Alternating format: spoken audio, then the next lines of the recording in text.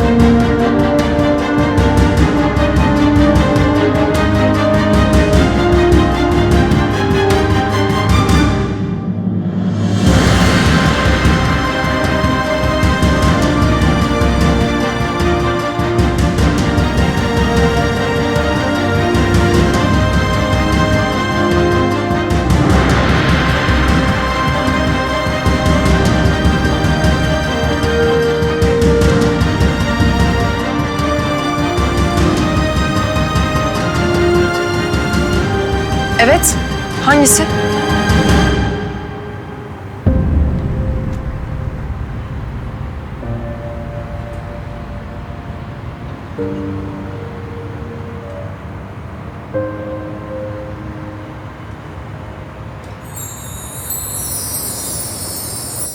Hazır mısınız Sultan Hanım? Hazırım, evet. Hiç panik yapmayın. Bir aksilik olursa keser bir daha alırız. Olur. Girelim. Burada biraz sessiz oluyoruz lütfen. Evet, hazırız. 3, 2, 1, kayıt. Sevgili seyirciler, her hafta sevgiyle yoğrulmuş tarifleri tadıp ardında aşk hikayeleri dinleyeceğimiz yepyeni programımız Aşkın Tarifine hepiniz hoş geldiniz. Bugün yanımda Antepli lezzetlerin üstadı Sultan Hanım var. Merhaba Sultan Hanım. Merhaba. Kendisi bugün bize kendi kelimeleriyle aşkın tarifini anlatacak. Buyurun, sizi dinliyoruz Sultan Hanım. Merhabalar. Bugün size Antep'in acısıyla ünlü beyran çorbasını anlatmak isterim. Benim için aşk, yüreğimi parçalayan acıdan ibarettir çünkü.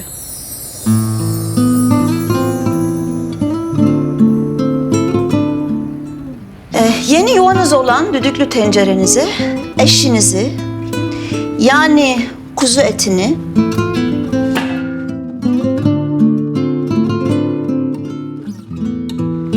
kemiklerini, yani aşk dolu hayallerinizi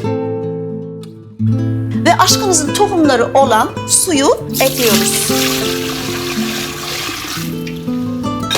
Sonra samsakları da ekliyoruz.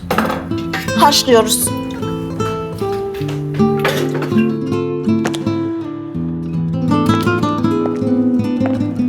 Haşladığınız eti didikleyin. Hep ihanet edildiğinizin şüphesiyle didikleyin. Dedikodular ve ihanetle yıkadığınız pirinci haşlayın. En son ocağa atacağınız kabı alıp yüreğinizin yangınıyla iç yağını, tereyağı, pirinci ve eti, tuzu, karabiberi, samsağı, et suyunu ekliyoruz. Pul biberimizi de döküp 2-3 dakika kaynatıyoruz. Yalnız pul biberini bol koyun. Gençliğinizin ve bütün hayatınızın elinizden alınmasının acısı böğrünüzü yaksın. Çorbanızı çaresizlikle kaynattıktan sonra gururunuzu ayaklar altına alıp limonunuzu sıkın. En son bavulunuzu toplayın. Kendinizi ve çocuğunuzu ocaktan alın. Sıcak servis yapın. Yoksa hayatınızı değiştiremezsiniz.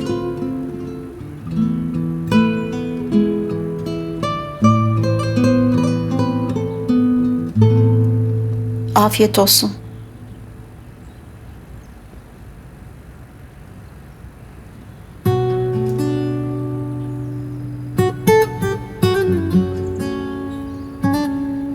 Sevgili seyirciler, bu hafta Antep yöresinin vazgeçilmez lezzeti beyran çorbasının nasıl yapıldığını Sultan Hanım'ın samimi aşk hikayesi üzerinden sizlere aktardık. Haftaya yepyeni bir yöreyle, yepyeni bir aşk tarifiyle karşınızda olacağız. Aşkla kalın. Kestik. Evet, kestik. Sultan Hanım, ben çok etkilendim. Katıldığınız için teşekkür ederim.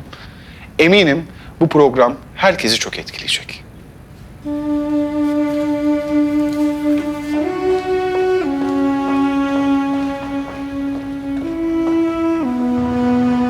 Fırat, buna cevap vermek senin için bu kadar zor olmamalı. Hangisi? Cevabı bilmiyorum.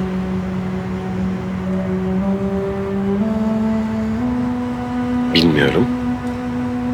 Çünkü haklısın. Tad alamıyorum.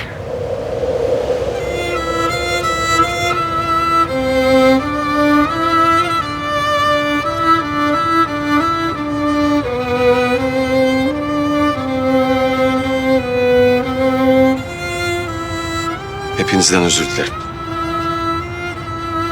Nazan'ım haklı. Tad alamıyorum. Geçer diye düşündüm ama olmadı.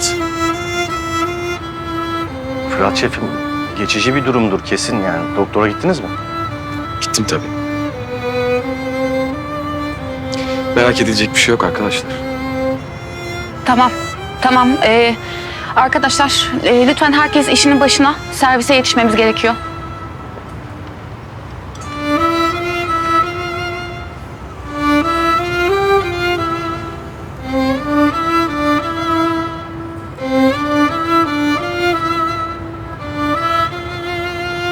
Tamam olsun, sıkıntı yok.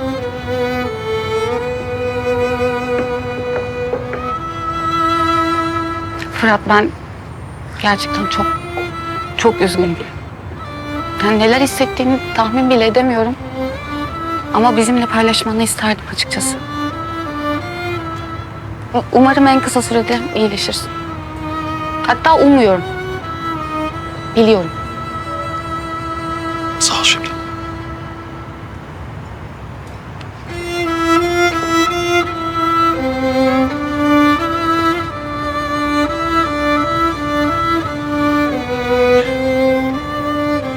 Evet.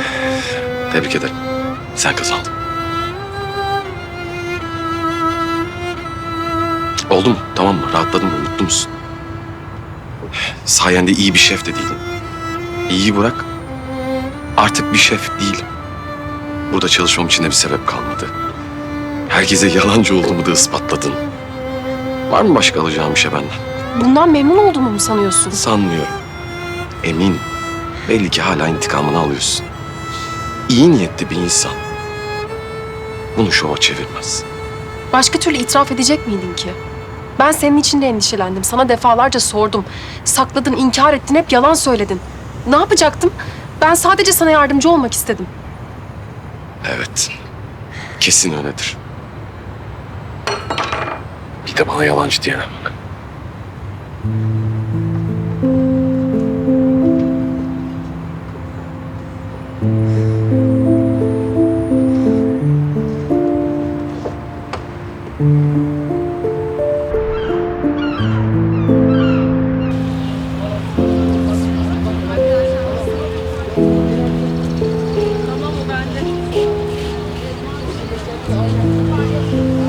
Az önce çok zor bir şey yaptınız. Acınızı, sevginizi insanlarla paylaşmak hiç de kolay bir şey olmasa gerek. Kolay değilmiş Hazım Bey. Antep'in sultanının sahibinin kim olduğunu öğrendim. Kimmiş?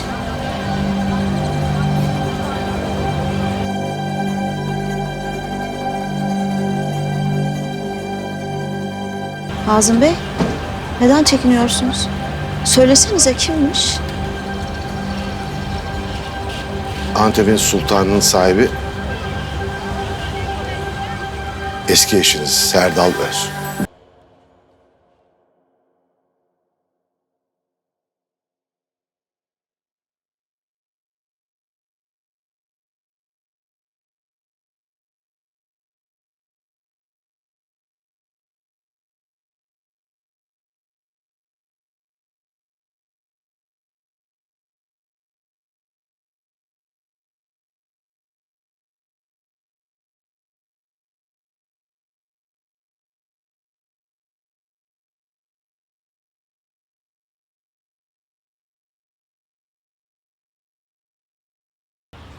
Yüzündeki ilk tebessümü sana böyle bir gül verdiğimde görmüştüm.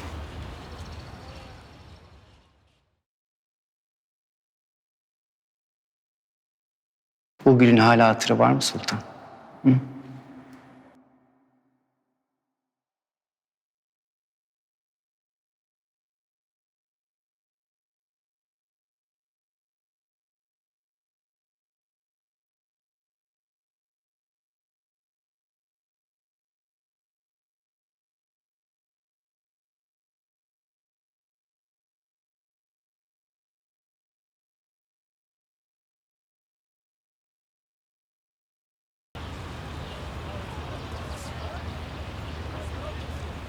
Hatırı bırak. Senin bende adın bile kalmadı. Serdal Bey.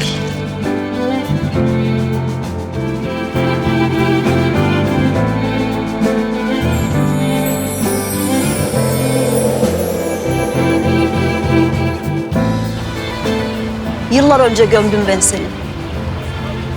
Şimdi yıkıl karşımdan. Bir daha da karşıma çıkma.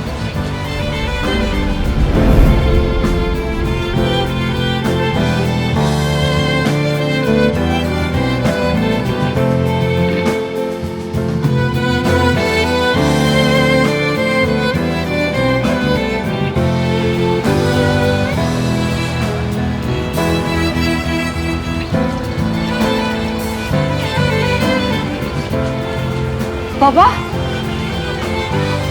Kızım.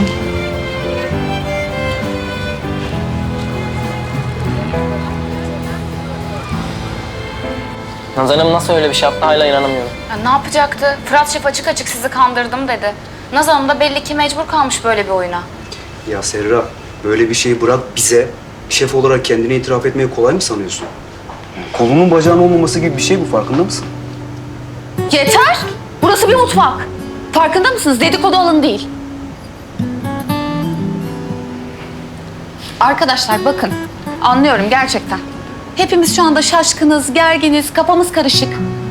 Ama şu an bunu müşterilere yansıtamayız. Lütfen rica ediyorum işimizin başına dönelim.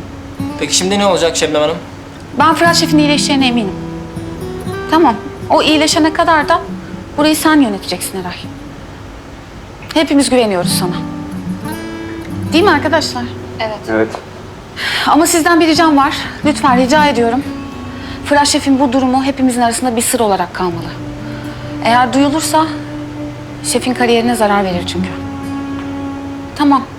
Hadi kolay gelsin lütfen. Herkes iş başına.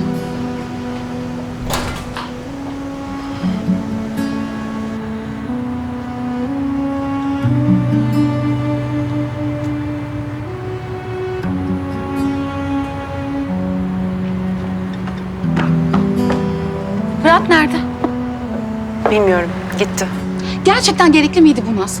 Bütün mutfağı kaosa sürükledin ya. Onların bilmesine gerek yoktu ki. Kim bilir şu anda Fırat ne halde?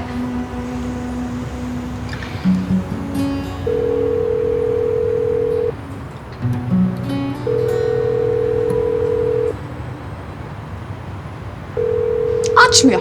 Açmaz tabii. Ya Şebnem, bütün bu olanlardan dolayı beni suçlayamazsın. Böyle bir şey saklamaya devam etseydi bize, hepimize çok daha fazla zarar verecekti. En çok da kendine.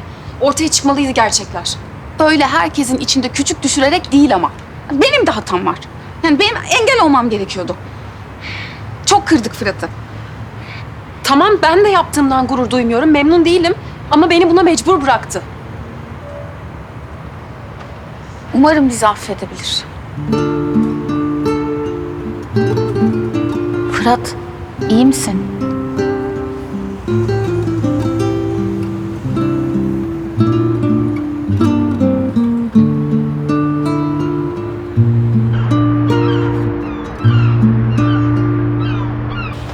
Neden geldin baba? Ya bunca yıldan sonra. Hiçbir şey olmamış gibi annemin karşısına nasıl çıktın? Bir kuru güle seni affedeceğini nasıl düşünürsün? Bu kadar mı tanımıyorsun onu? Hayır bir de gelmişsin burnumuzun dibine rakip dükkan açmışsın. Canını susadın herhalde. Yani bu kadar ölmek istiyorsan baba ben sana daha kolay yöntemlerini söyleyeyim. Başka türlü annenin yanına yaklaşamazdın kızım. Ama bak görürsün. Bir süre sonra o da yumuşayacak. Bana da dükkana da alışacak. Ben senin yerinde olsam bu kadar emin olmazdım. Ya bir de kaşınır gibi ailemizin sırrını dükkanında kullanıyorsun. Kendini affettirme yöntemleri konusunda ders alman lazım ben sana söyleyeyim. Söz konusu ben olunca annenin yangını hemen öyle sönmez kızım. Ateş kadınıdır o. Kalbini yeniden kazanabilmem için önce savaşmam lazım. Umarım öyledir. Ama bana sorarsan hiç şansın yok. Bir de pişkin pişkin Gül'ün hatırı var mı diye soruyor. Edepsiz, terbiyesiz. Ay ablam, ben şu an senin aklından geçenlerle ilgili bir ikilemde kaldım. Sol gözün havlu atıp dükkanı devrederek memleketine dönmenin habercisiyken sağ gözün burada kalıp ex enişteye savaş açmayı müjdeliyor. Hangisi ablam? Bana anlatabilirsin.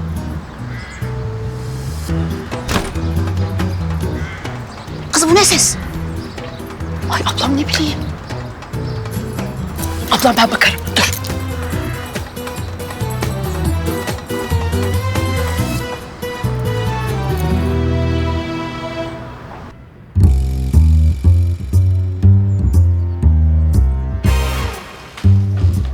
Ablam, istersen işi uzmanına bırak. Ha? Çıkın siz. Yavaş.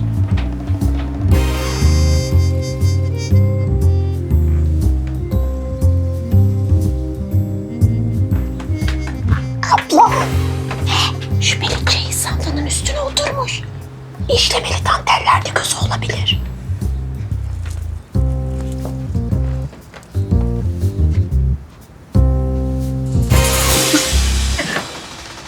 Teyzem dur benim. Fırat senin ne işin var burada?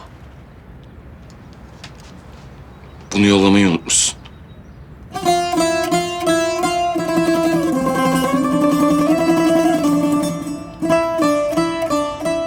Anneme ihtiyacım var. Alabilir miyim?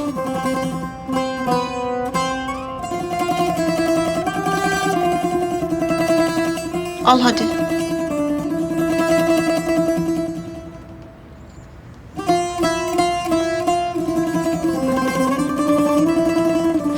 Ay ablam, annesinin fotoğrafını istediğine göre Fırat'ımızın durumu vahim.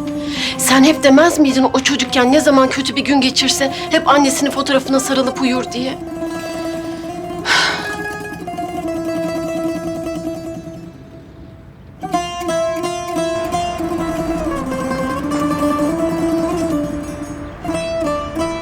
Fırat.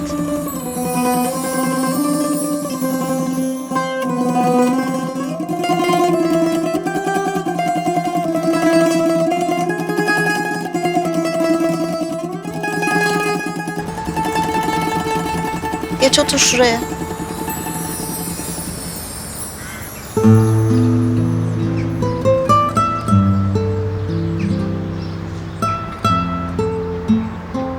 Geç.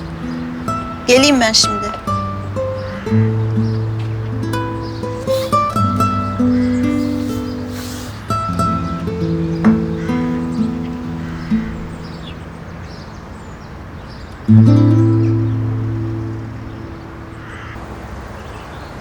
Program çok güzeldi ama siz daha güzeldiniz. Hayırdır Ati? Yine bir hallerdesin. Ne bu mutluluk? Fırat'la ilgili bir şey mi öğrendin yoksa? Yok hayır efendim. Niye bu kadar mutlusun peki?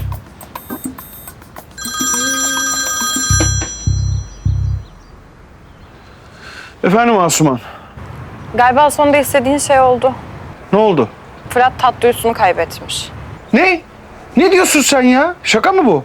Hayır, gayet ciddiyim. Hepimiz şok olduk zaten. Naz bunu herkesin içinde onu rezil ederek ortaya çıkardı. Senin bu işte parmağın var mı? Saçmalama. Benim bile aklıma böyle bir fikir gelmez. Fırat ne yaptı peki? Ne yapacak? Çıkıp gitti. Sağ ol bilgi verdiğin için. Arayacağım ben seni. Oh be, oh! Sonunda! Ne oldu efendim? Hazır ol. Yarın Fırat'la ilgili çok büyük bir bomba patlatıyoruz. Hadi bana bir kahve ver. Tabii efendim. Oh be. Oh. Buyurun efendim. Sağ ol.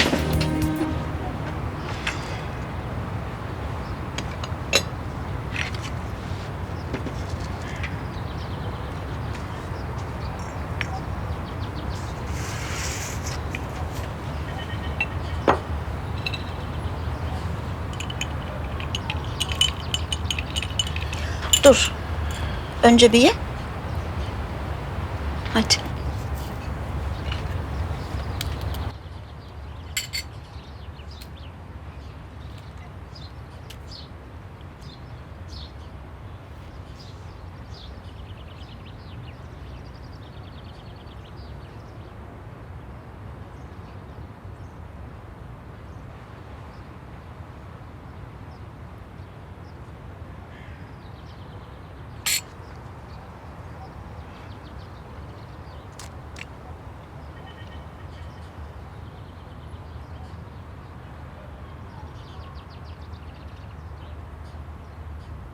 Oğlum.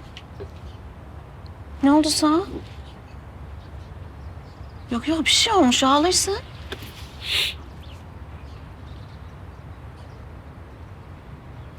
Teyzem. Oğlum. Aklıma en kötüsü geliyor ha. Ben tad alamıyorum. Hiçbir şeyin tadını alamıyorum. Nasıl? Dükkandayken bir kaza geçirdim. Önemsemedim. Bir şey olmaz dedim ama Anam kafanı bir yere mi çarptın sen? Bakayım. Neresi? Çabuk kalk doktora gidiyoruz çabuk. gittim teyzem gittim. Ne dedi? Zamanla geçermiş, geçebilirmiş. Sen şimdi bunun tadını alamayın mı? Ne zaman geçecekmiş peki? Geçmeyebilirmiş de. Anam.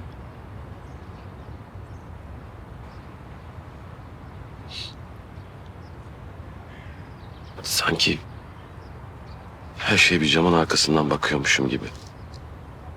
Annemin yüzünü hatırlamaya çalışıyormuşum gibi. Hatırlamaya çalıştıkça gözümün önüne gelmiyor gibi. Yok yok sen şimdi öyle şeyler deme de. Her şeyin bir çaresi vardır oğlum. Buluruz biz bir çaresini ağa. Ne yapacağım ben teyze?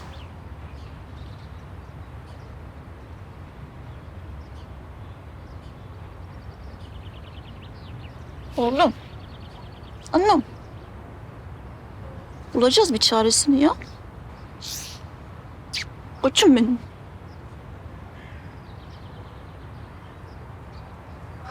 Buluruz bunun bir çaresini biz bir. Aa.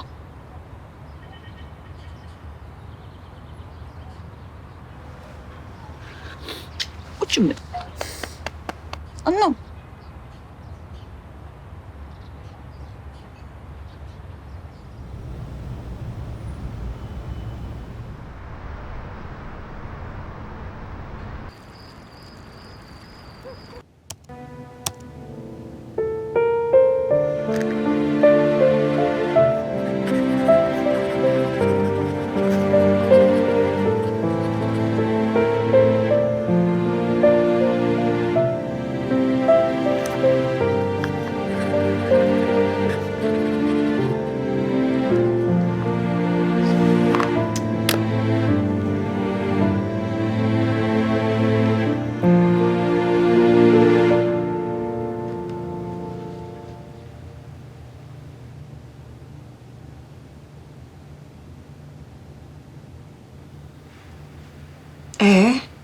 Nerede bu adam?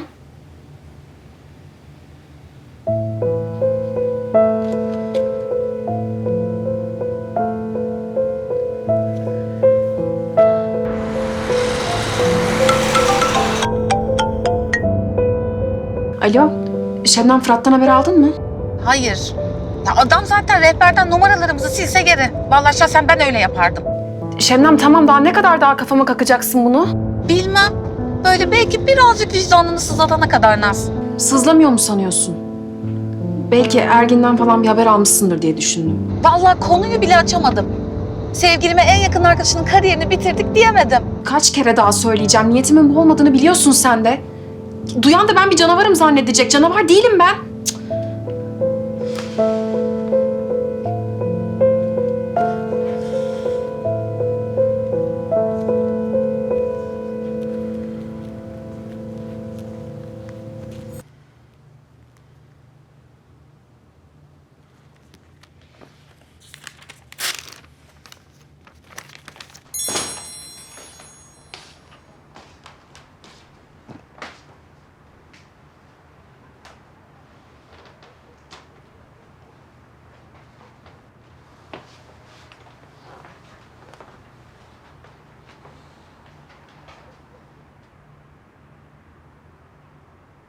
Şef iyi misin? Her şey çok güzel olacak şefim. Yakında bu günleri unutacaksın şef. Her zaman yanındayız.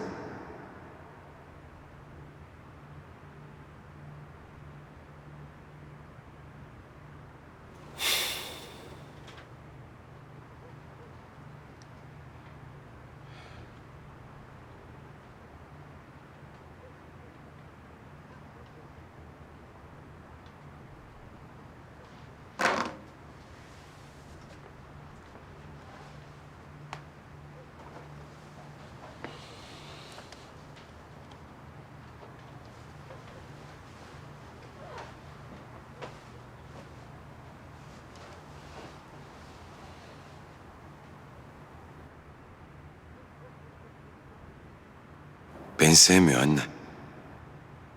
Sevse böyle mi yapardı? Yanımda durmaz mıydı? Elimi tutmaz mıydı? Ben sana inanıyorum. Geçecek demez miydi? Demedi annem. Ama bak sana söz veriyorum. Artık bu aşkı unutacağım. Naz için artık acı çekmeyeceğim.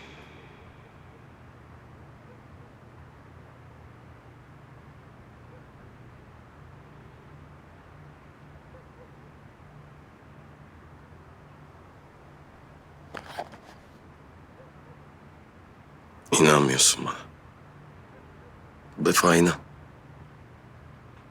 Bu defa başka.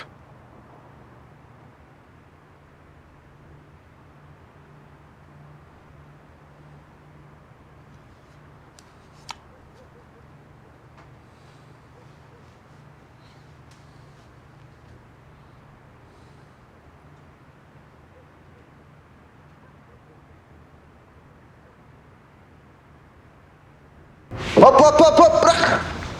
Bırak ya. Ne yapıyorsun? Diğer sağlam olanı da kıracaksın kalacaksın başımıza böyle. Ya oğlum ben böyle de bir alta yaramıyormuş gibi hissediyorum ya. Her şeyi sen yapıyorsun. Ya Allah Allah ya. Lafım. Ya olur mu öyle şey? Ben senden enerji alıyorum. Bütün işleri öyle yapıyorum ya. Sen niye takıyorsun kafana? He? Aha. Ne oldu hayırdır? Kim o? Efendim? Ne oldu, kavga mı ettiniz? Tamam, tabii ki yardım ederim. Oldu, anlaştık.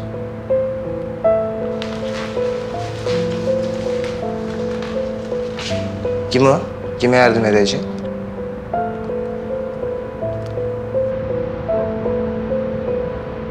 Sultan ablam, sizin bu Fırat'la hızlı barışmanızın dayanağı nedir? Sen bize bir anlatsana. Hayır, bu çocuğun bir derdi olmasa sen böyle ışık hızıyla 180 derece dönmezdin. Abi. Oğlum nereye? Rafıklar çağırdı teyzem. Kıramadım. Git oğlum git. Konuşacaklarınız birikmiştir. İyi akşamlar.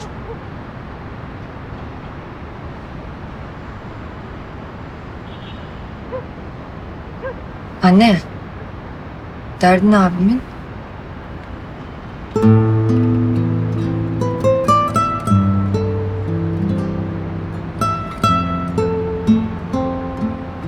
Fırat.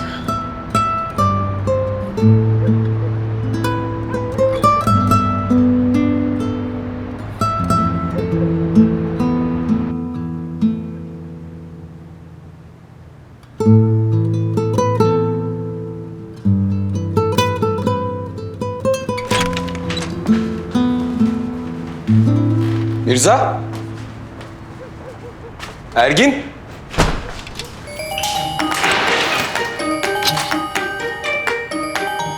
Senin ne işin var burada? Benim arkadaşlarımı mı kullandın? Ben çağırsam gelmezdin. Haklısın. Ver şu anahtarı. Hayır, konuşmadan gidemezsin. Öyle bir giderim ki. Ver şu anahtarı. Gidemezsin dedim. İyi. Ben de sen o kapıyı açana kadar burada sessizce oturup beklerim. Ben bu dükkanda sabahlamaya alıştım zaten. Bu konuşmadan kaçamazsın.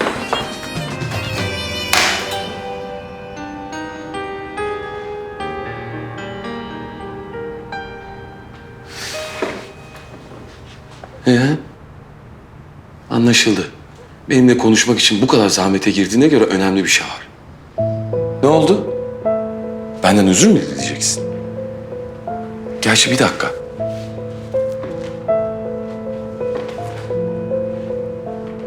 Kimse de yok burada. Sen seyircisiz. Yani senin tarzın değil bu. Sen bana oyun oynamak istediğin zaman kalabalıkları tercih ediyorsun. Restoran, nikah masası. Şimdi neden yalnızız? Ben yanlış bir şey yaptığımı düşünmüyorum. Buraya da özür dilemeye gelmedim zaten. Niçin geldin o zaman? Beni daha fazla aşağılayamazsın çünkü. Burada hastalığını tedavi edebilecek en iyi doktorların bir listesi var. Senin için en iyisini işaretledim. Yarın randevu almanı istiyorum.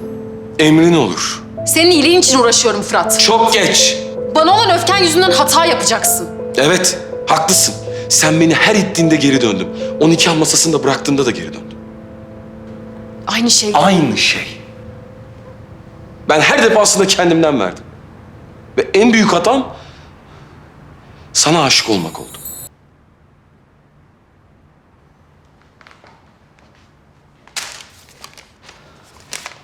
Vicdanını bu şekilde rahatlatmana müsaade etmeyeceğim Naz Soyler.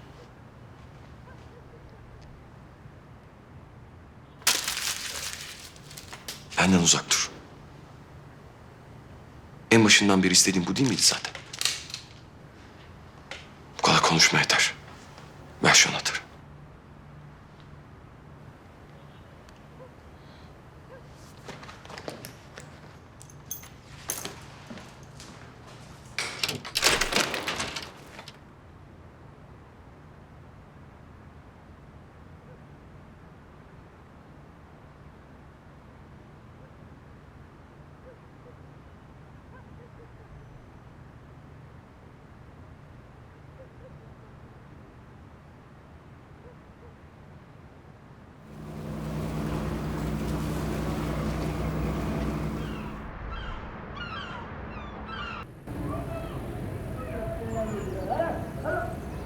Ya oğlum sıkma canını bu kadar ya.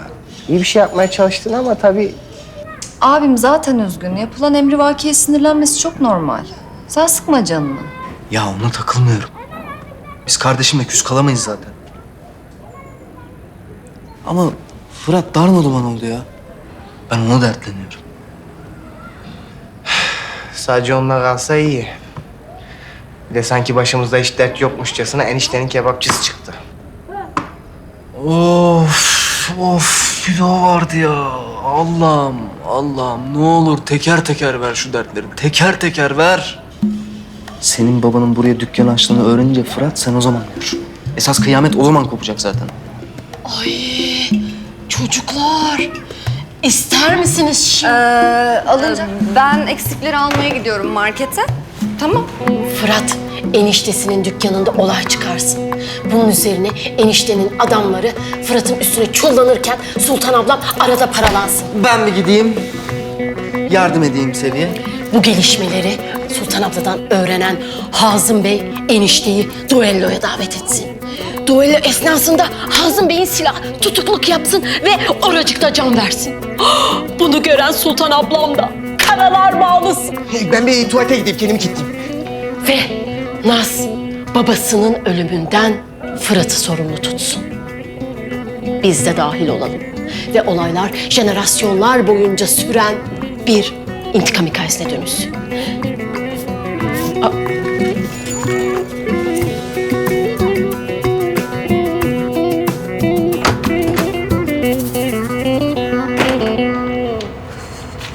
Teyzem, nereye?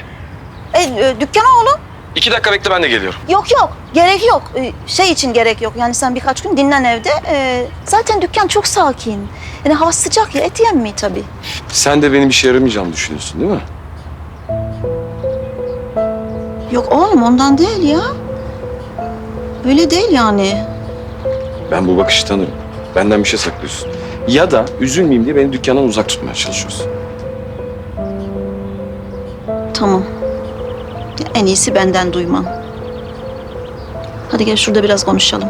Haydi. Afiyet olsun. Sağ ol canım.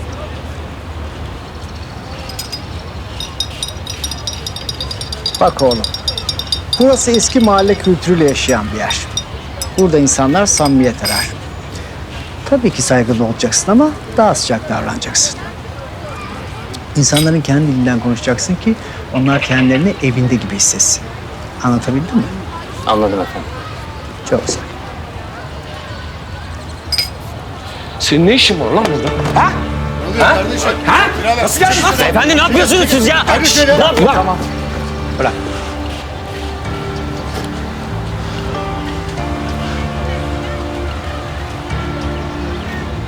Ailemi geri kazanmaya geldim. Bunun için çok geç kaldın. Bizden uzak dur. Dara düştüğünde yakın tutup istemediğinde beni uzak tutamazsın Fırat Efendi. Sen beni tuzağa düşürdün. Hayır, sen bana geldin ve para istedin. Ben de iyi bir yatırım fırsatı görüp adil bir iş anlaşması yaptım. Hazır lafı açılmışken söyleyeyim. Yatırımın boşa gitti. 3 ay sonra paranı alamayınca senin için çalışacak bir şef yok artık. O ne demek şimdi? Borcun borç demek. Teyzemden ve Seri'den uzak dur. Ona sen karar veremezsin. Ulan ben seni var. Geberteceğim. Lan sizin beyefendinizi de başlatma. Ha? Hayırdır ya? Ha? Hayırdır ha? Bırak kardeşim, bırak ya. Sakin olsan kardeşim. Kurban oldum. Ne yapıyorsun ya? Ne yapıyorsun? Tamam abicim, tamam ya. Sakin ol ya, sakin ol, tamam. Bas git lan buradan. Seni buraya gömerim. Bas git. Tamam. Tamam ya, tamam.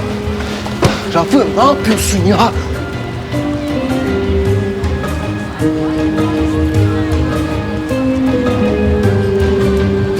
Çocuk.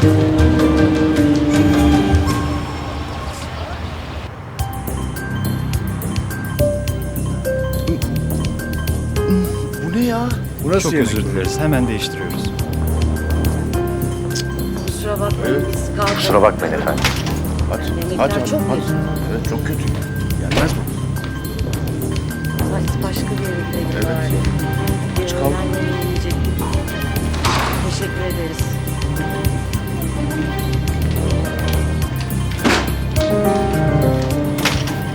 Oo, prensesimiz teşrif edebilmiş sonunda ya. Hı? Neredesin sen? Yarattığın eseri görmekten mi kaçıyorsun? Bir şeyden kaçtım yok Şebnem. Birkaç şefle görüştüm. Ha, Fırat'ı yani gözden çıkardık şu an. Harika. Tat almayan bir şefle ne kadar daha devam edebilirdim Şebnem? İyileşmesini bekleyebilirdik. Sen ne iyileşmesinden bahsediyorsun? Doktor da tedaviyi de kabul etmiyor. Nereden biliyorsun? Konuştun mu? Konuştum. Nasıl?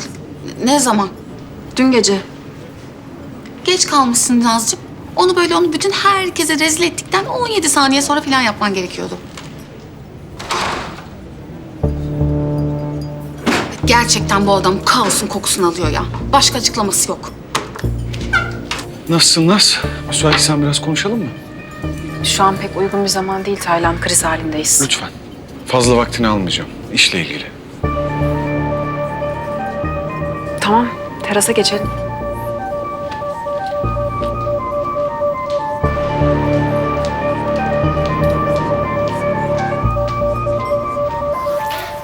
Yüzsüze bak ya.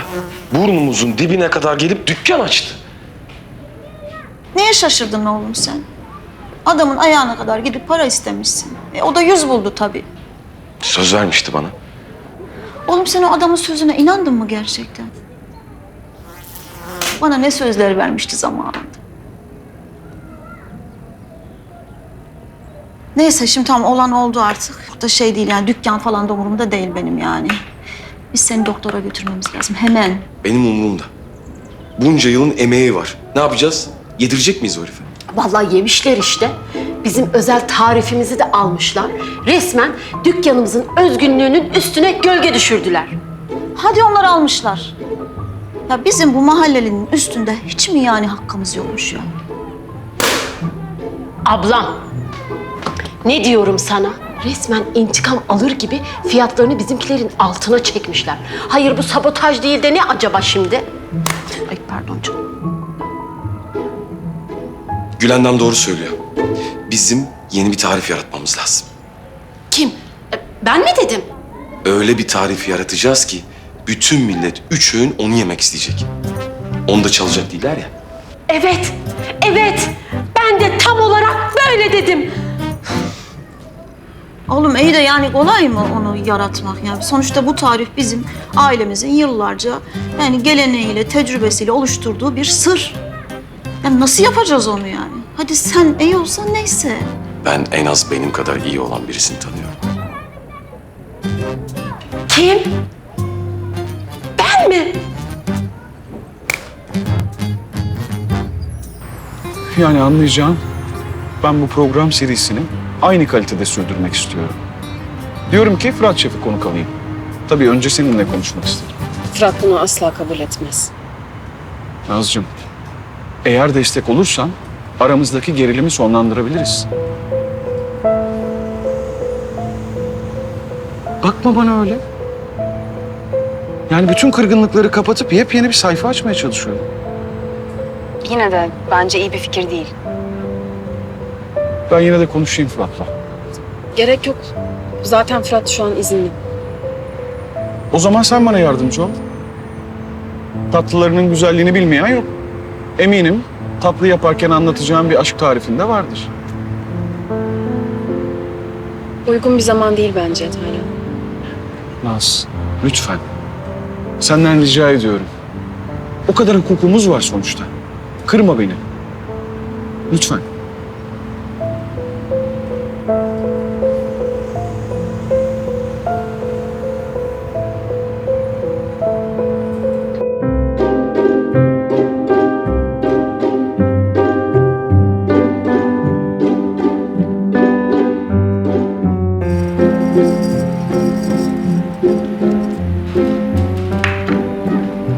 Şimdi biraz kimyon.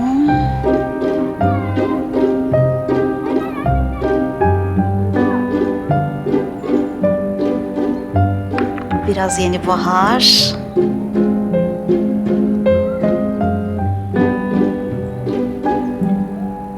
Şimdi yemeğin sırrı tadından öte ölçüsündedir. Hani öyle ölçü hani çay kaşığıyla tatlı kaşığıyla olmaz.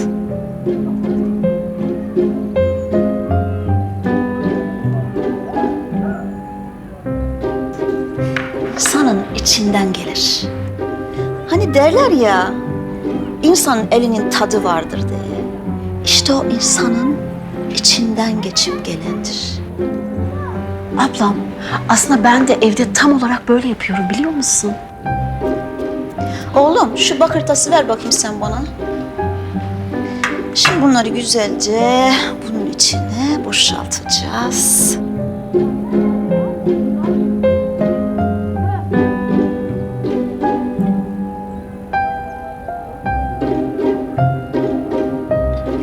Şimdi bunlar ateşte böyle iyice yağlarını, kokularını bırakacak.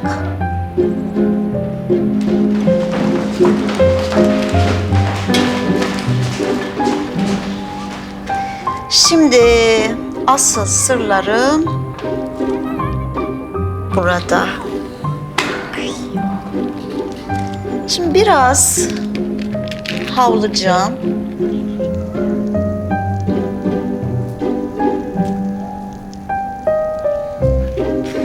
Biraz zencefil.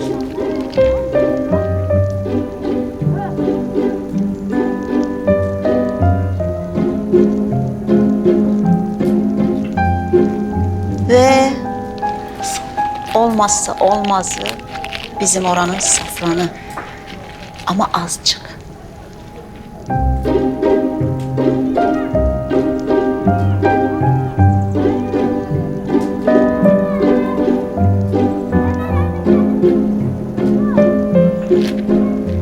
Şimdi bunlar bir de böyle etlen ve taze sebzelerle karıştırlar mı?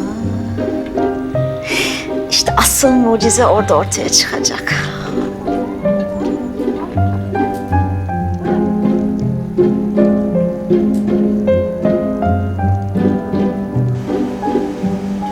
Bence aşkın tatlı yüzünü görebilmek için mantığınızla duygularınızı harmanlamalısınız. Yoksa sonuçları çok acı olabilir. Çünkü aşk ve yemek birbirine benzer. Her şeyin bir ölçüsü vardır. Başlamadan önce fırınınızı 170 derecede, yani makul olan sıcaklıkta ısıtın ki heyecanınız aklınızı başınızdan alıp gitmesin. Öncelikle tatlınızın ateşini temsil eden karamelle başlamamız gerekir. Bu ilk bakışta uyanan, her aşkın tetikleyicisi olan heyecan ve tutkunun yangısıdır. Ancak onu da ölçülü kaynatmak gerekir ki kusursuz aroması acılaşmasın.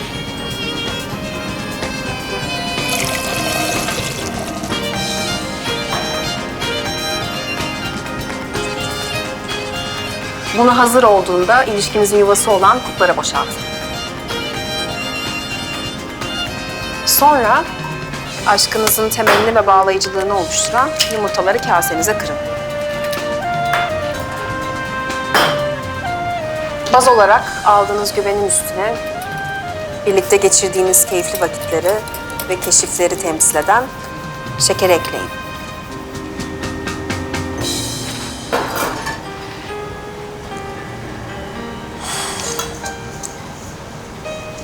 İyice karıştırın ki birlikte dans edebilsinler ilişkinizin içinde.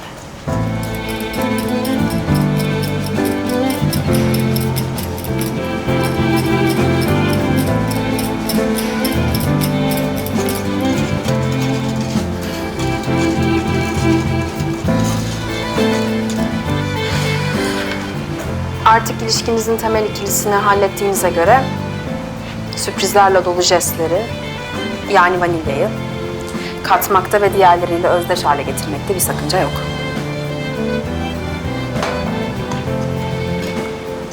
Ailelerin, arkadaşların, kariyerlerin akışkanlığını da kattığınız zaman artık bir çift olarak aşkınızın tam bir hayat havuzunda yüzmeye başladığını göreceksiniz.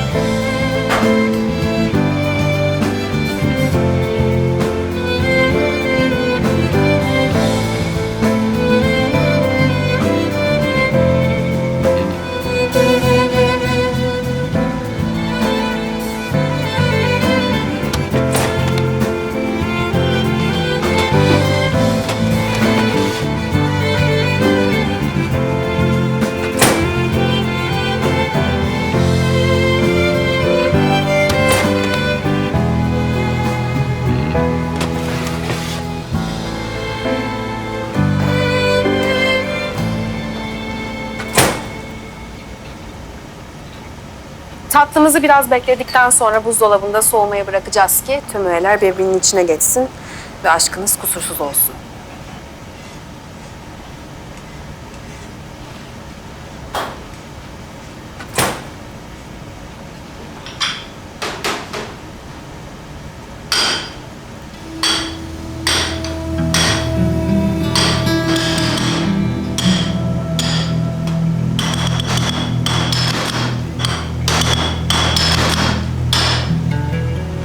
İşte gördüğünüz gibi krem karamel hatayı asla affetmiyor.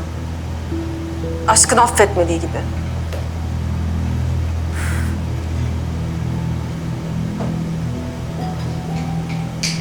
Kestik. İyi misin? Taylan çok özür dilerim.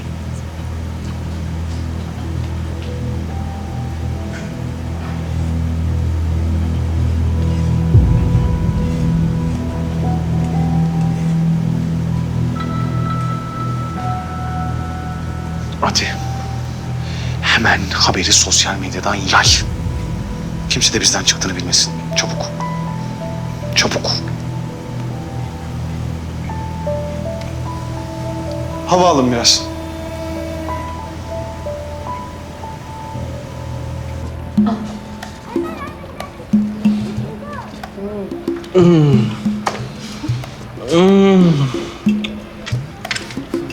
Ay ablam çok güzel ya. Ya inanılmaz olmuş, inanılmaz olmuş. Bir dakika. Madem bu kimsede olmayan orijinal bir lezzet, buna bizim isim bulmamız şart. İsim bulmamız lazım ya. Tamam. Ablam buldum. İsmi Nadide-i Endam. Çok narsist mi oldu? Tamam. O zaman Nadide-i Antep. Ha? Yok. Yok. Şovenist oldu değil mi? Buldum. Tamam. Bu çok iyi. Nadide-i Keşni. Şu nadide kelimesini hayatımızdan çıkarsak mı? Çok zorlama oluyor da. Çeşni iyi ama değil mi? Ha, o zaman Çeşni Naz. Hah, buldum. Çeşni Naz. Gülendam.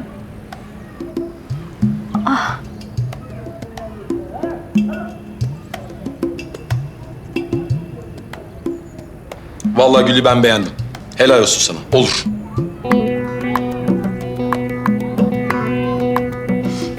Adını ben koydum. Ya sen nasıl bir kadınsın ya? Ya sen nasıl bir kadınsın? Çok güzel olmuş. Şifa olsun. Yalnız ben bunun hepsini yerim. Ye yedim. Hepsini ağzına at. Kolun da kırık zaten.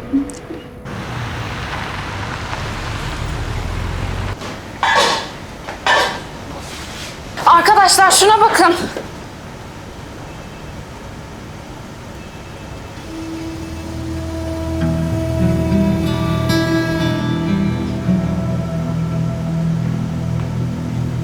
Ay hiç sorma ya. Yani ben de çok fena haldeyim.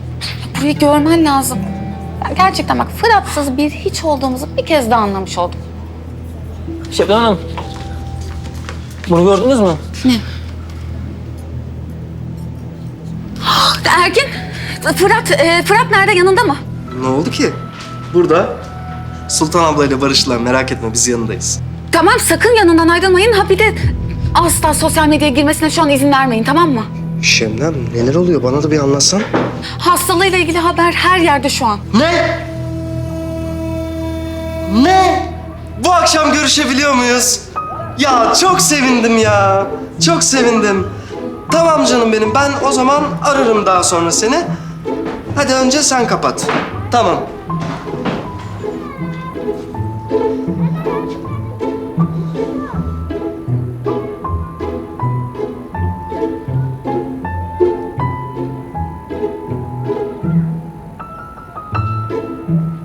Ay. Hep ağrıdı kolum ya. Ben az oturayım. Oy. Hep ağrıdı. Ay ay ay. Ay. Ay.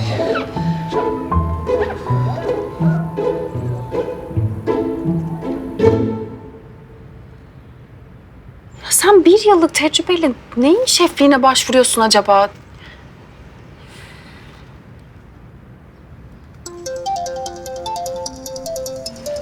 Efendim baba.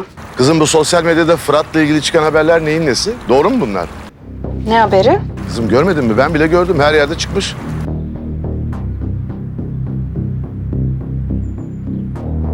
Peki senin bundan haberin var mıydı? Akşam bahsettiğin bu muydu? Buna sen mi sebep oldun?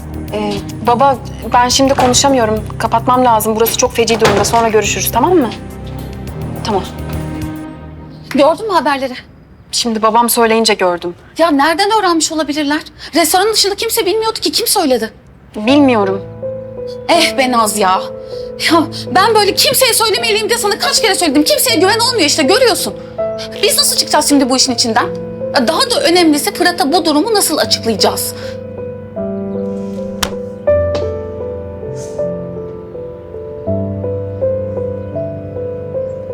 Çeşni Naz alana ayran bedava mı desin? Allah Allah. Benim telefonum biraz önce buradaydı ya. Kuş olup uçmadı ya herhalde.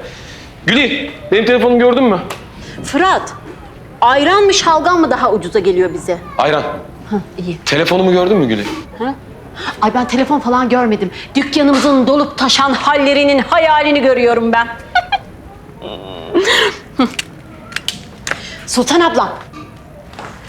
Ben şimdi diyorum ki bir çıkayım mahalleyi dolaşayım. Door to door gezip Çeşni Naz'ın reklamını yapayım. Hem var ya bir de açılış patlattık mı tanıtım için enişte çatlarda patlar. Paralar da taşlıyor zaten bizden Gülendam.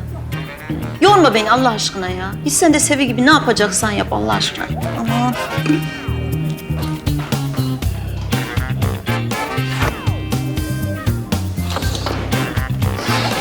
Oğlum çocuk mu lan bu adam? Ha?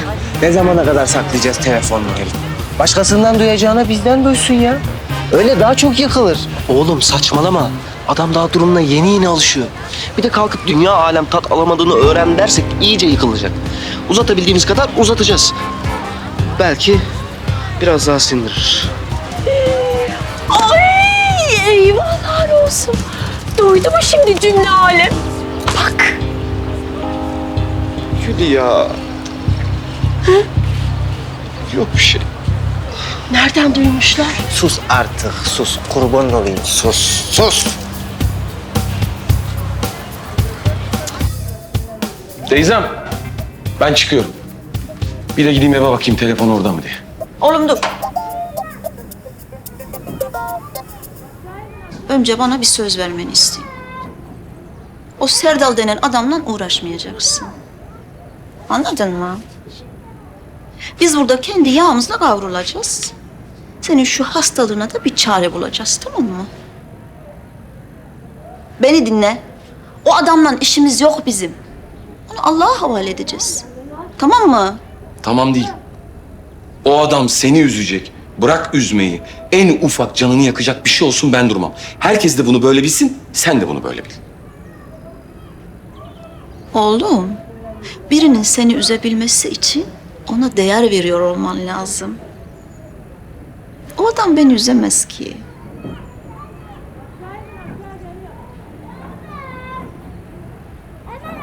Ben çıkıyorum.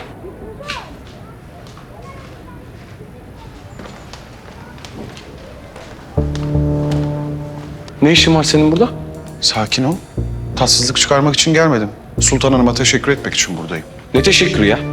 Neden bahsediyorsun sen? Sultan Hanım. Yaptığımız program çok beğenildi. Sayenizde kanalla sözleşmeyi imzaladık. Çok teşekkürler. Teyze ne programından bahsediyor bu? Oğlum biz sana söyledik ya. Sen de çok iyi fikir yapın bence dedin. Ben. Evet. Eğer dilerseniz bir iki bölüm daha sizle çekmek isterim. Yok teşekkürler Taylan Bey. Bize bu kadarı kafi sağ olun. Üzüldüm. İkimiz için de çok faydalı olabilirdi. Neyse, sağlık olsun. İyi günler. İyi günler sağ olun. Ha bu arada senin için sahiden üzüldüm. Her ne kadar birbirimizden hoşlanmasak da bir insanın hastalığından mutluluk duyacak biri değilim. Çok geçmiş olsun. Ne demek geçmiş olsun? Tad alma duyunu kaybetmişsin. Senin için korkunç bir şey olmalı. Sen... Kim söyledi sana, Naz mı? Yok. Senin haberin yok mu?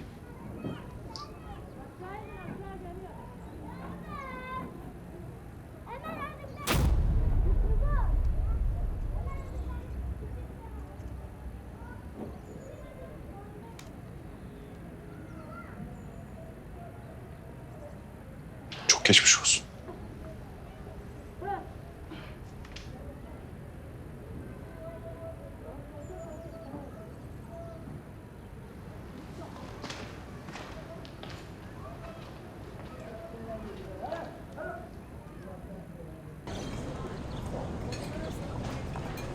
Hoş geldiniz. Ne alırsınız? Bir sade kahve alayım lütfen.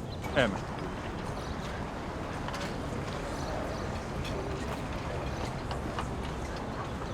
Çok kalmayacağım.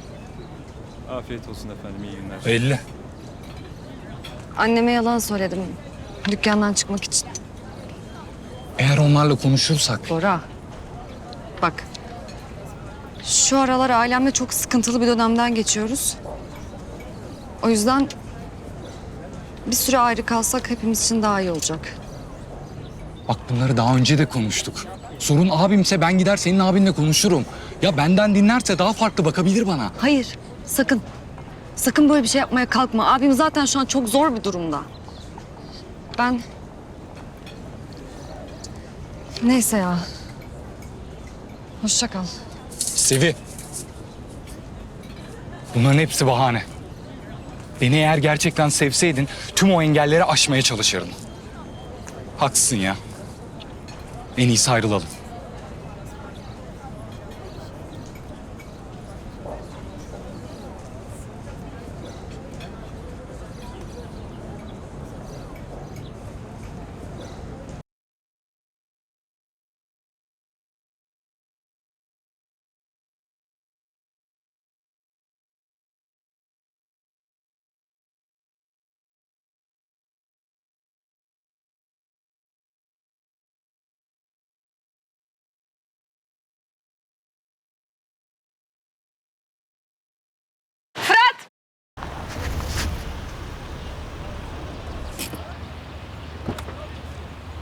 Fırat bekle. Fırat. Durmayacaksın değil mi? Elimden daha ne alacaksın ya? He? Hiçbir şey kalmadı ki, hiçbir şey bırakmadın ki. Bu kinin neden? Ne yaptım ben sana ya? Ya ne yaptım söyler misin? Ben yapmadım. Ya ben söylemedim. Yemin ederim böyle olmasını istemedim. Sana inanmıyorum. Ben doğruyu söylüyorum. Ne hissettiğini biliyorum gerçekten. Biliyorsun öyle mi? Gel benimle. Nereye gidiyoruz? Fırat nereye? Bin.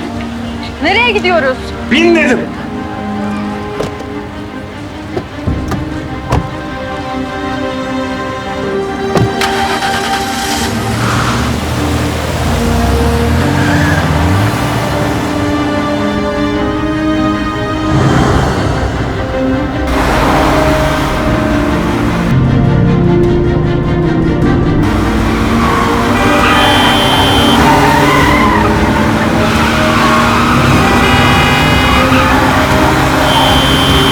Fırat yavaşla biraz, ne yapıyorsun?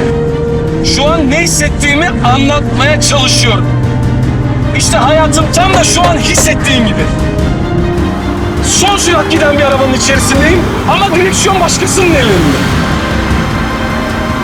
Hayatım ellerimin arasından kayıp gidiyor ama ben engelleyebilmek için hiçbir şey yapamıyorum. Ben bu hayatta ne mücadeleler verdim biliyor musun? Senin hiç düşünmeden yaktığın kariyerime sahip olabilmek için nelerden geçtim biliyor musun?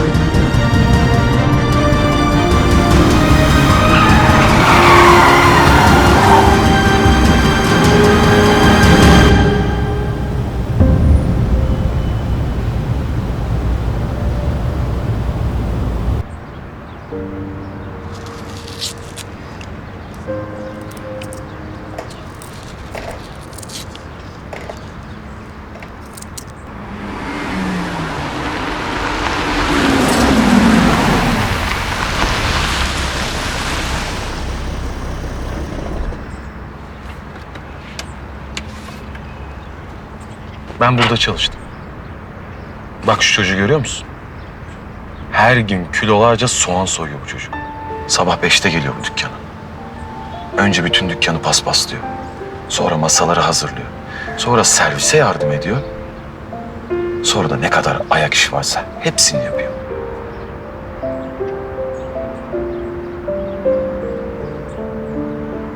Bana değil, o çocuğa bak. O çocuğun hikayesini dinle. Bu çocuk buradan gece en son çıkıyor. Son müşteri çıkana kadar bekliyor. Sonra masaları toparlıyor. Sonra ne kadar zor iş varsa hepsini bu çocuk yapıyor. Niye biliyor musun? Bir gün kendi mutfağını yöneten bir şef olabilmek için. İşte sen bu çocuğun hayallerini aldın elimden. Bana yaptığın şey bu. Özür dilerim. Çok geç. Çok.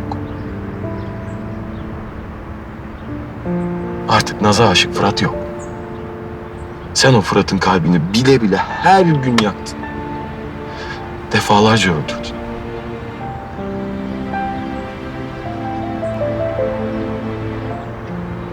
Ama artık bitti. Şimdi sıra bende. Çünkü belli ki sen canın acımadan durmayacaksın.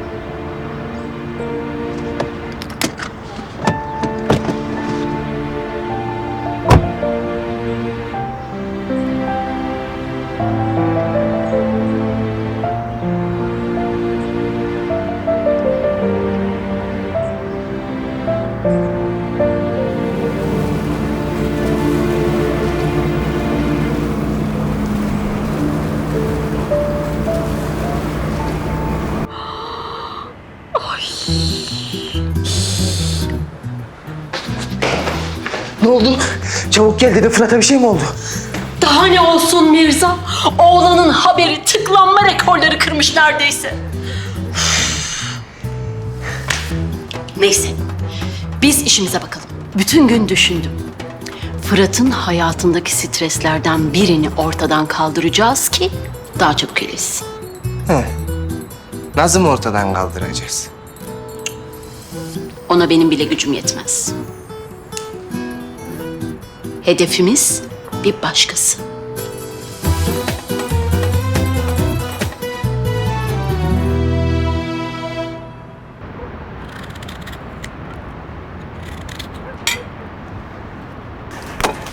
Hay Allah'ım ya Rabbim ya.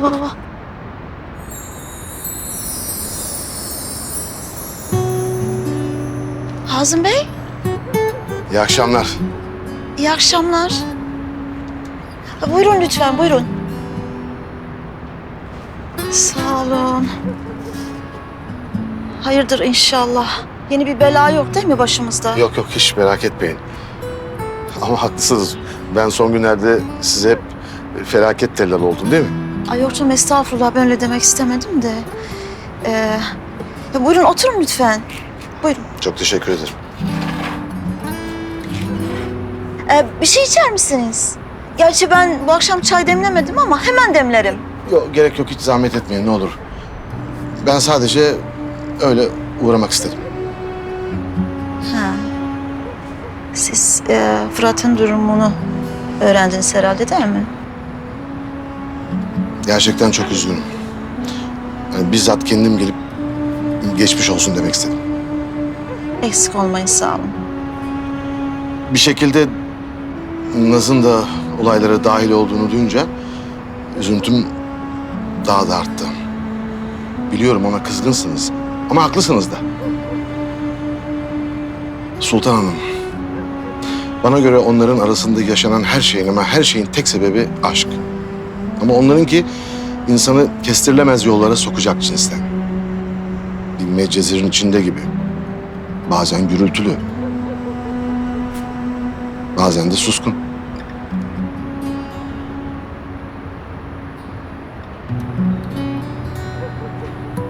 İyi akşamlar.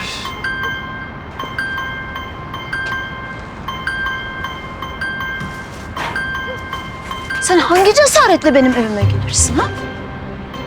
Kusura bakma Sultan, rahatsız ettim. Kızımı görmeye geldim. Hayır efendim, göremezsin. İzin vermeyeyim. Sevi artık çocuk değil Sultan. Ve ben babasıyım. O kadar hakkım yok mu? Yok. Sen o hakkını yıllar önce kaybettin. Konuları yabancıların önünde konuşmayalım istersen. Hazım Bey yabancı değil. Burada bir yabancı varsa o da sensin. Ben seni daha yeni uyarmadım be. Oğlum. Burada ne işin var senin? Oğlum. He? Fırat oğlum. Oğlum Sevi'yi görmeye gelmiş.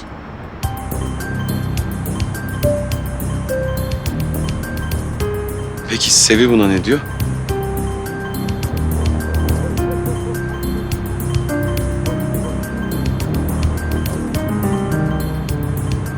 Ben üstüme bir şey alıp geleyim.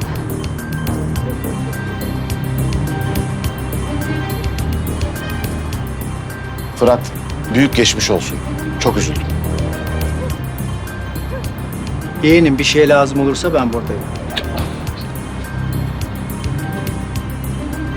Baba, ben hazırım. İyi akşamlar. Anne çok geç kalmayız.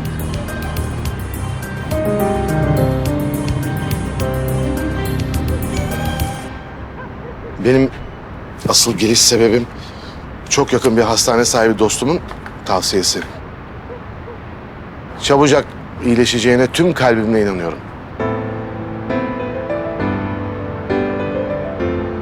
Teşekkür ederim. Ben artık gideyim. Hazım Bey çok teşekkür ederiz. Ayaklarınıza sağlık. Kusura bakmayın yani gecenin sonu böyle oldu. Rica ederim, rica ederim.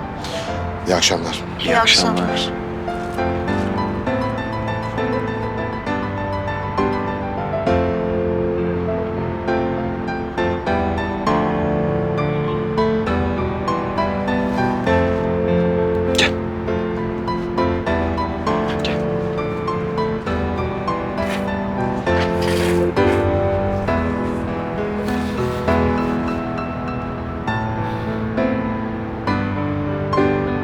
Ya baba akşamın bir vakti çat kapı eve gelmek nereden çıktı?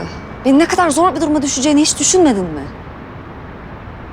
Zaten annem nasıl karşı çıkmadı onu da anlamadım. Sen daha anneni tanıyamamışsın kızım. Hem biz baba kız değil miyiz? Ne var bunda? Ailesine ihanet eden bir babanın kızıyım ben baba. Bunu sor bana.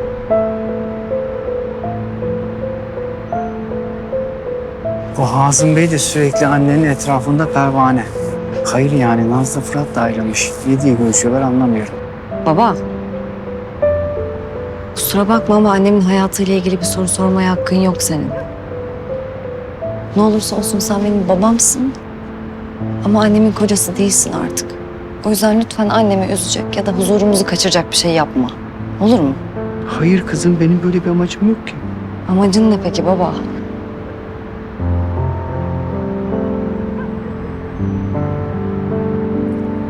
Bak Sevil. Sana bunun gerçek nedenini söyleyeceğim. Ama aramızda kalacak. Bana bu konuda söz vermeni istiyorum.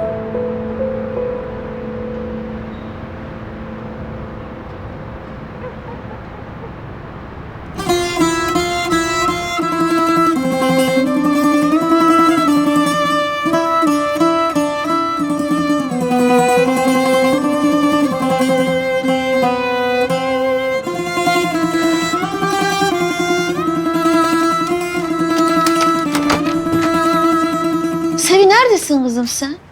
Telefonlarını da açmışsın. Öldüm meraktan. Sevi ne oldu sana? Ha? Baban canını sıkacak bir şey mi söyledi? Ha?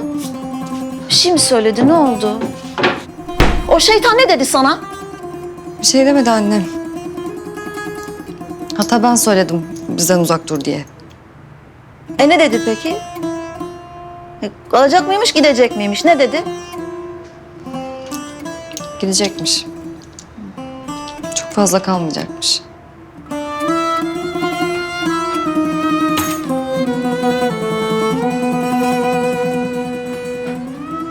Ne diye gelmiş de huzurumuzu kaçırmış o zaman? Boyu devrilesici.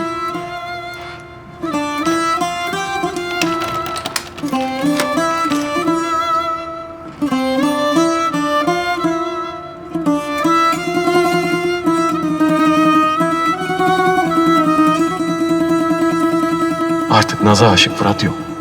Sen o Fırat'ın kalbini bile bile her gün yaktın. Defalarca öldürdün. Ama artık bitti. Şimdi sıra bende. Sen canın acımadan durmayacaksın.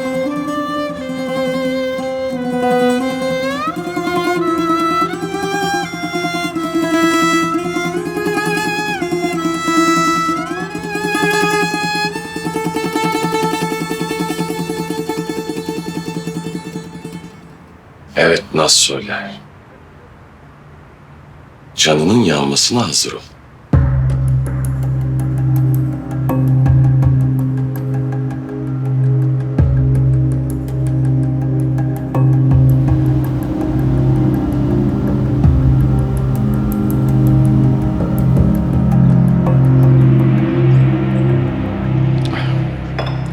Benim çok işim var, çıkıyorum. Abi, Vildanlar Fransa için haber bekliyor. Ne yapıyoruz? Gidiyoruz değil mi? Çıkmam için bir sebep daha. Hazım Bey, bir misafiriniz geldi efendim. Serdal Bey.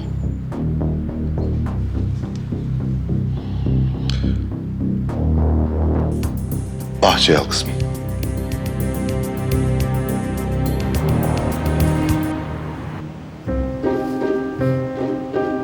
Biraz daha sağınıza doğru. Evet. Evet, devam, devam. Biraz ileriye. Evet, oraya bırakabilirsiniz. Çok güzel oldu, sağ ol. Şimdi bu yuvarlağı diğer kareyle değiştirelim.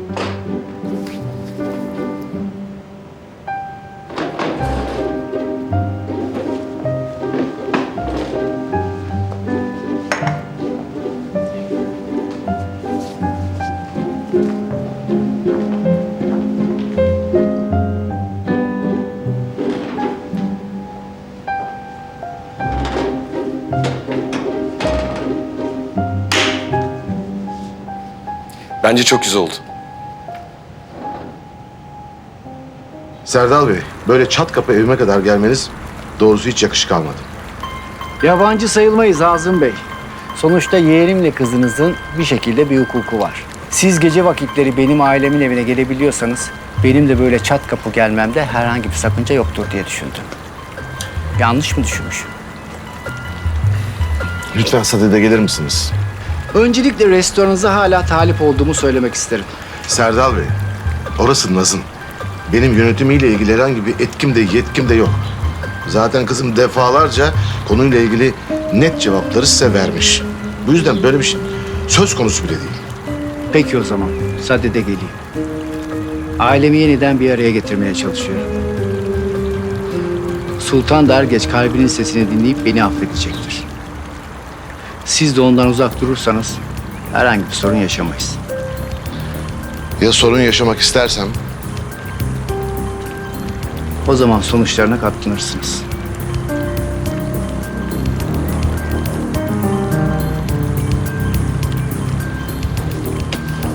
Şimdilik iyi günler Serdal Bey.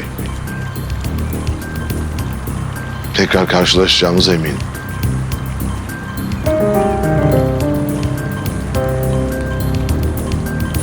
Geliyor, geliyor. İndir, indir, indir. Dikkat et ha, sessiz ol. Dikkat et ha, sessiz ol.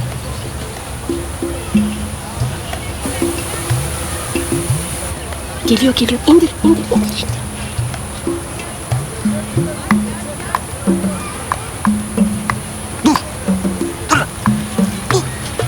Dur lan. Ay, dur.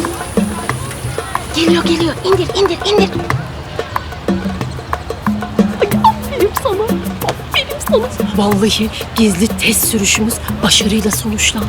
Ay Mirza, senin içinde saklı bir operatör yeteneği varmış. Helal olsun. Ha. Pelin, sence aşk konusunda da ilerleme kat edebilecek miyim? Hay, seni kardeşim gibi severim biliyorsun. Seni kırmak istemiyorum ama. Hiç üzme kendini Mirzacığım. Bak, hepimizin içinde bir süper güç var. Misal ben, senin gibi drone uçuramıyorum ama eğer zincirlerini kırarsa Atilla'mı aşkımla Uranüs'e bile uçururum.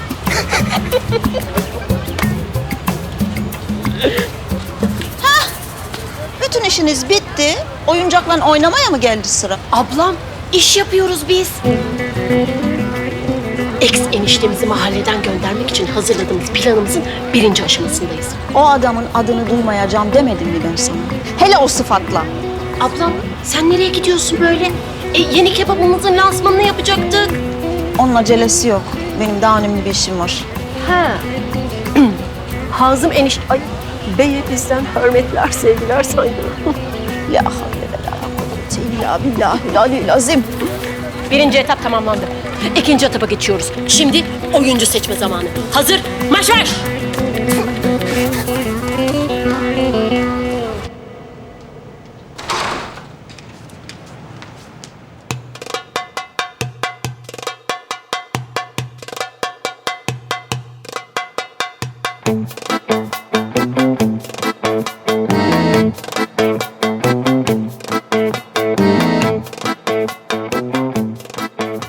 Ne olmuş buraya? Kandemir Bey, ne oldu buraya? Şebnem mi istedi bunu? Ya bana sormadan nasıl böyle bir şey yapar ya? Nerede o? Hayır, ben istedim.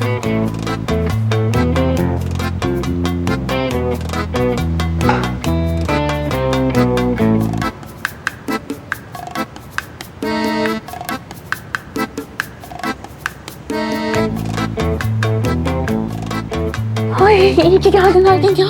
Sensiz ben burada kalpten giderdim. Peki sence hangi aşamada müdahale etmemiz lazım? Hiçbir aşamada. Çünkü Naz bunu asla kabul etmeyecek zaten ama yasal olarak da başka çaresi yok kızımın. Ne yaptığını sanıyorsun sen? Böyle bir şeye asla müsaade etmem. Senin müsaadene ihtiyacım yok. Bana karışamazsın, istediğimi yapar. Hemen burayı eski haline çevir. Hemen. Senin yüzünden itibarımız sarsılacak. Benim zaten senin yüzünden şeflik itibarım sarsıldı. O yüzden istediğimi yaparım. Saçmalıyorsun Fırat. Hayır, belki de hayatımda ilk defa saçmalamıyorum. Kariyerimi bitirdiğin için elimdeki hisseleri değerlendirmeye karar verdim. Yani parasını versen de hisseleri sana geri vermeyeceğim. Yalnız hatırlatırım, hisselerin restoranın yarısını satın almadı. Pardon. Şöyle, ben bu savaşın içinde yer almayı kesinlikle reddettiğim için kendi hisselerimin işletim hakkını size eşit olarak veriyorum. Sizi çok seviyorum ama yalnız rica edeceğim. Bu restoranı batırmayın, olur mu?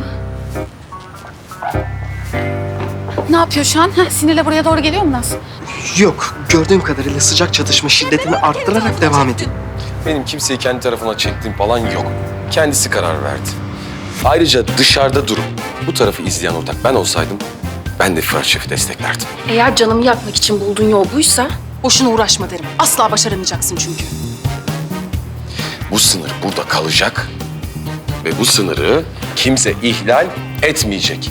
Madem bu restoranı ikimiz bu şekilde işleteceğiz, olay bu şekilde devam edecek.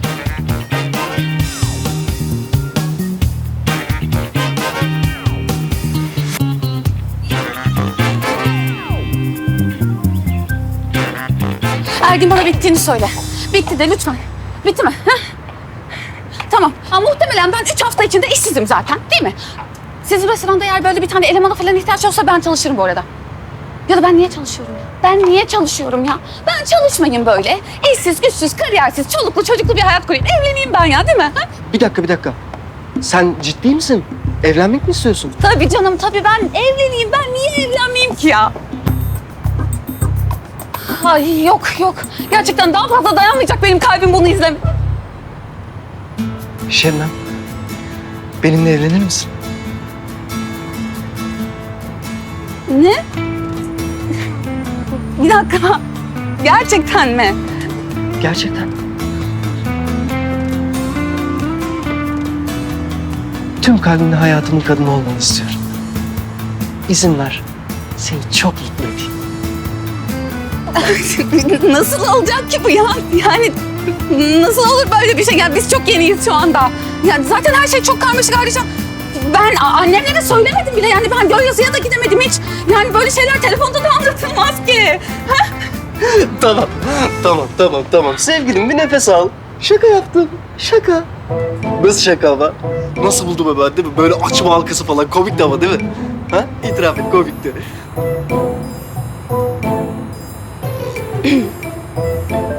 Ben işime döneyim. Sen de lütfen gider misin?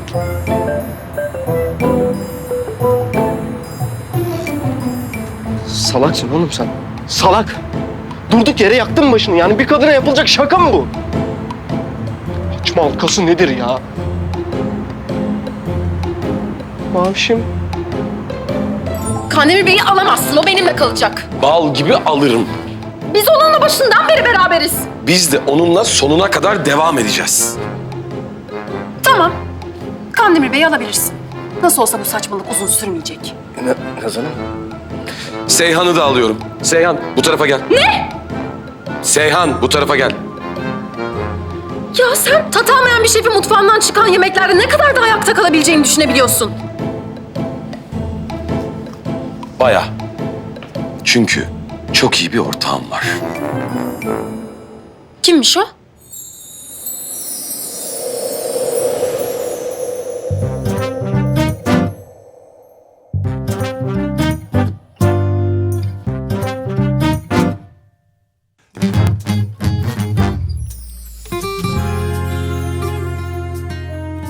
Teyzem.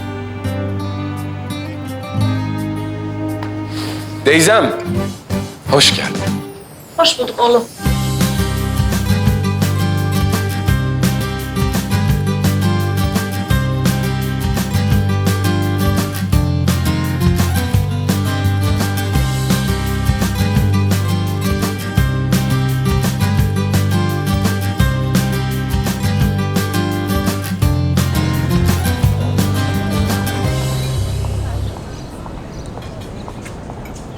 Sosyal medyada hala konuşuluyor efendim. Çok büyük yankı yaptı. Yalnız durumun dramatik olduğunu düşünenler çok. Bu tat alamayan şefe üzgün surat emojileri falan var.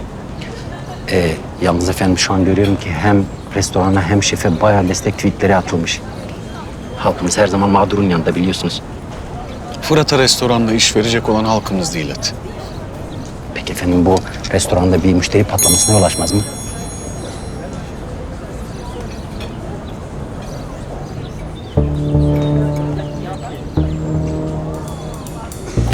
Allah kahretsin. Ne oldu efendim? Kötü bir haber mi aldık? Delireceğim ya. Bu herif neden pes etmiyor ya? Neden? Ati. Efendim? Bitirici hamleyi yapmamızın zamanı geldi. Yalnız efendim adamda 9 canlı sanki. Biz düşürdükçe kalkıyor, biz düşürdükçe kalkıyor, biz düşürdükçe kalkıyor.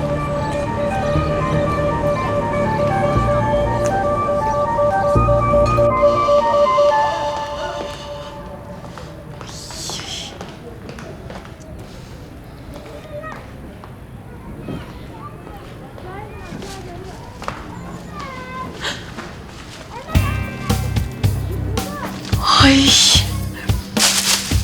Oyuncu adaylarımız geldiyse audition'a başlayabiliriz. Oy.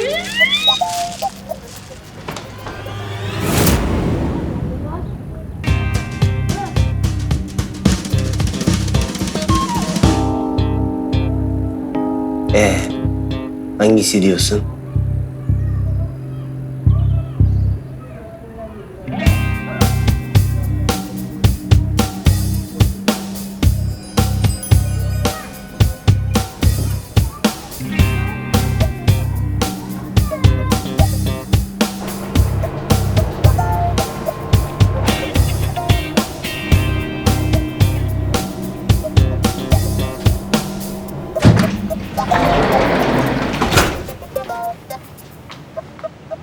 Sen Sultan Hanım'ın şu anda aşağıda olduğunu biliyor musun? Ya ben artık inanamıyorum. Delirmemek işten değil ya. Şu hale bak. Vallahi o konuda Fırat'ın hakkını vermek lazım. Gerçekten şeytanın bile aklına gelmeyecek bir şey bu. Ayrıca ben çok merak ediyorum o mutfaktan neler çıkacak. Gerçekten Naz. Ama bir müşteri olsaydım bu tarafı seçebilirdim. Şebnem, burası bizim emeğimiz. Alın terimiz. Sen farkında mısın? Ne hale geldiğimizi görmüyor musun ya? Ay kusura bakma ama senden daha iyi gördüğüm kesin Nazcığım. Ben çok söyledim, defalarca denedim ama dinlemediniz. Artık sonuçlarına hep beraber katlanacağız.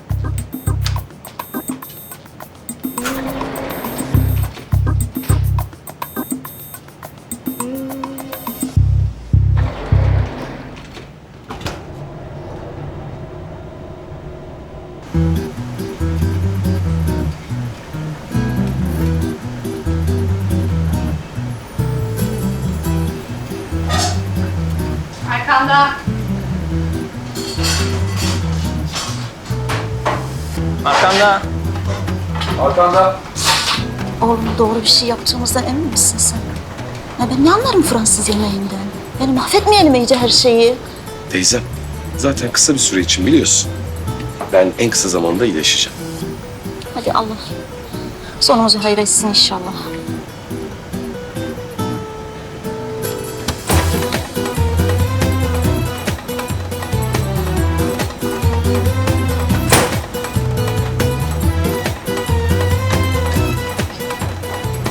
tepsi daha rica edeceğim. Geliyor şef. Merhabalar, isim soy isim. Faik Güner. Yalnız şunu belirtmem gerekiyor, restoranımız şu anda 2 ayrı bölümden oluşmakta. Fark etmez. Fırat Şef hangi taraftaysa biz orada yiyeceğiz. Tamam o zaman şöyle buyurun. Teşekkürler. Buyurun efendim. Afiyet olsun. Teşekkür ederim. Merhabalar. Rezervasyonumuz vardı. İsim soy isim. Tekrar hoş geldiniz. Al kızım sen bunu. Bakayım şuradan böyle baharatları şey.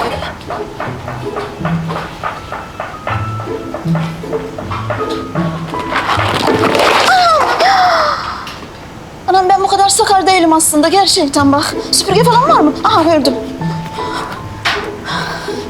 Dur ben hemen şey yapacağım. Dur bir saniye.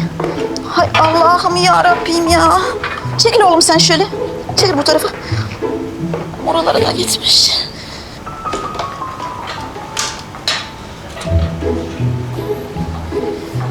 Ama dökmüşsünüz buralara.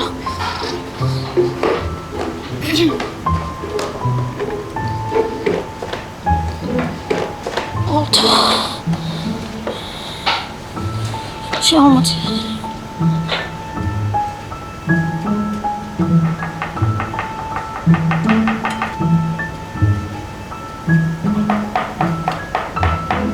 Arkanda. Oğlum kekik yakışır buna koy sen. Ama olmaz öyle. Hay Allah'ım ya. Bak çok güzel oldu. Çok güzel oldu. Müşteriler şikayet etmeye başladı. Beklesinler biraz. Panik yok. Hadi Eray. Servis. Hazır. Yükseldin. Tamam. Dur orada şimdi.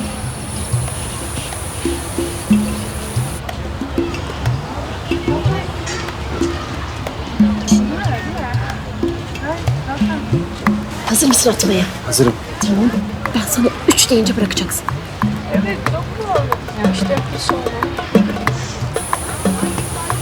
Hazır. 1, 2, 3 bırak.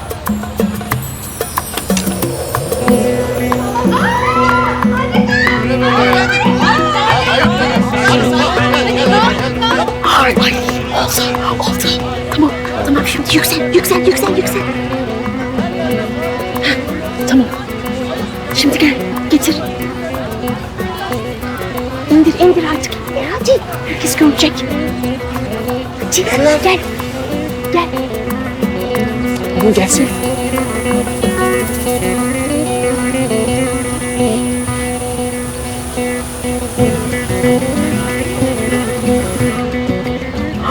Ay Mirza, mission. Complete. Hadi yakalanmadan kaçalım. Tamam. Evet arkadaşlar, görev başarıyla tamamlandı.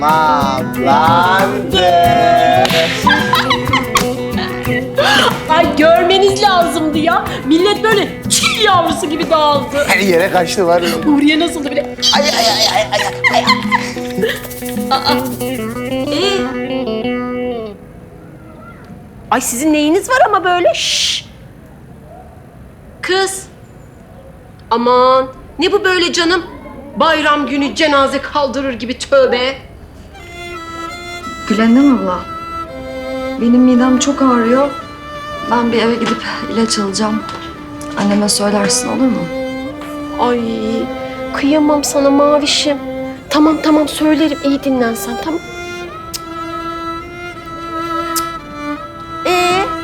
Senin neyin var yakışıklı? Ben biraz dolaşacağım. Geleyim mi Rafa? Yok. Ben yalnız gideyim.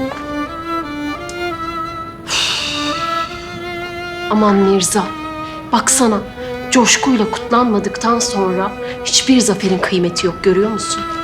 Vallahi öyleymiş gülüm. Asıl neyi merak ediyorum biliyor musun? Bu kadar trajedi ve epik hikaye yaşanırken Sultan ablam ne yapıyor?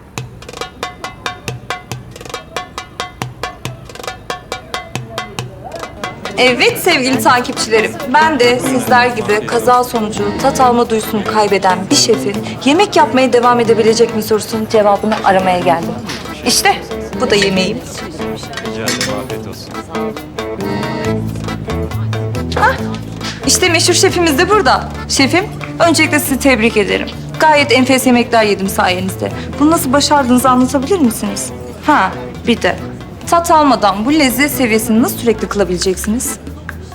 Sırrım bende kalsın. Ama benim sizinle paylaşmak istediğim başka bir şey var. Yakında tad alma duyum geri gelecek. Bunun kalıcı bir şey olmadığına ailemin de benim de inancım tam.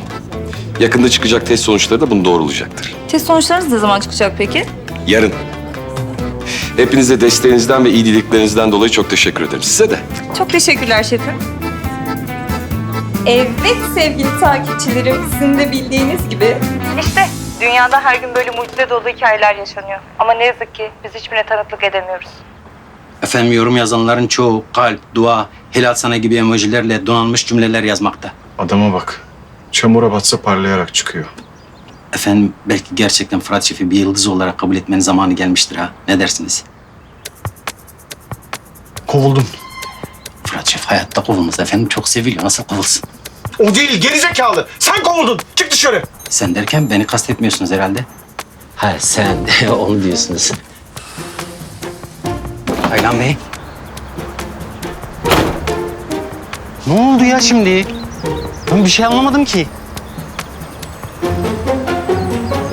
Taylan Bey. Kovdum filan dedi ama Fırat Şef'e kızdı ya, kovmamıştır.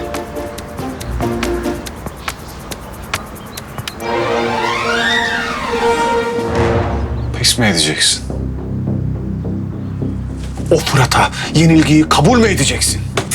Asla.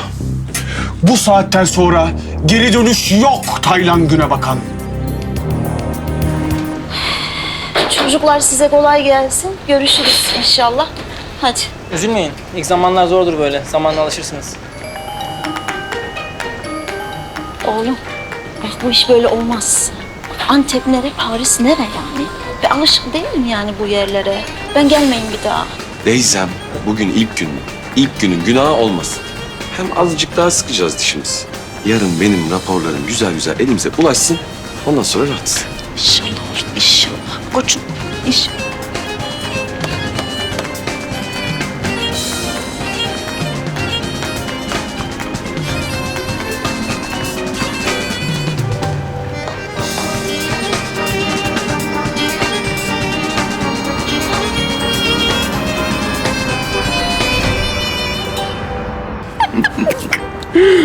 Dur bak.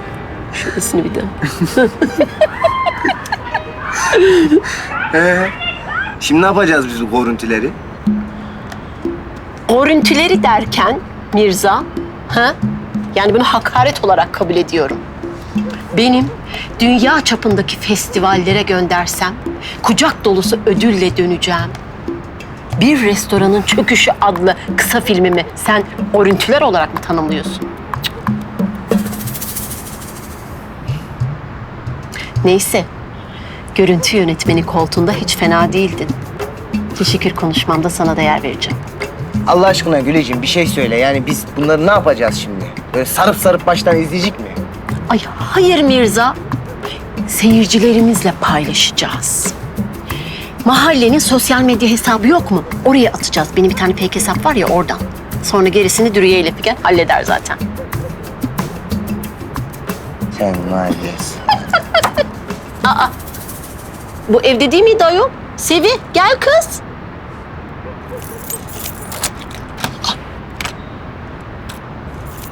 Neyi var bunun?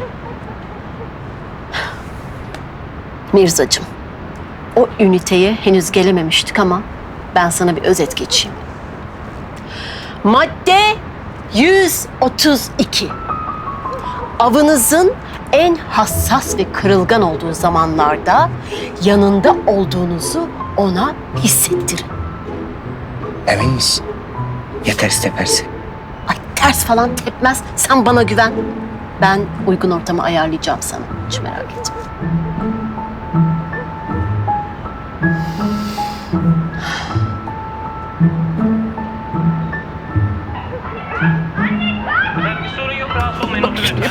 Allah aşkına. Bir sorun yok. Hallettik, buyurun.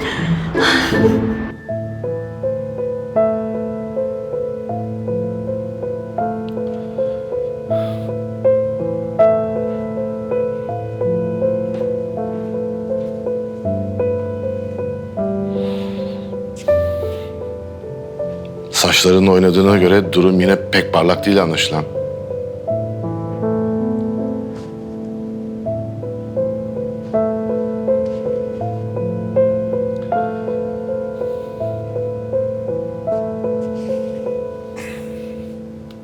Sen hiç merak etme güzel kızım. Ben Fırat'ı çok iyi bir doktora yönlendirdim. İyileşecektir. İnşallah iyileşir. İyileşene kadar hayatımı cehenneme çevirmeye kararlı çünkü. Yani geleneksel Nas-Fırat savaşları yine alevlendi demek. Haberi medyaya benim sızdırdığımı sanıyor. Öyle olmadığını söyledim ama inanmadı. Yaşadıklarınızdan sonra sadece onu suçlayabilir misin? Sen de birçok kez ona inanmadın.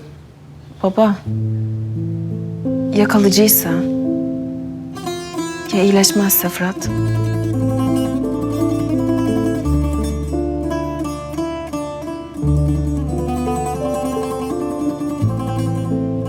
Güzel kızım.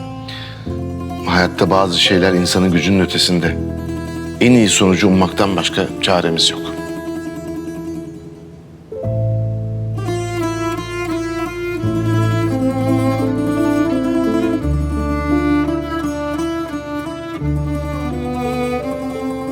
Güzel kızım. Sen sakın üzülme, olur mu? Bir tanem.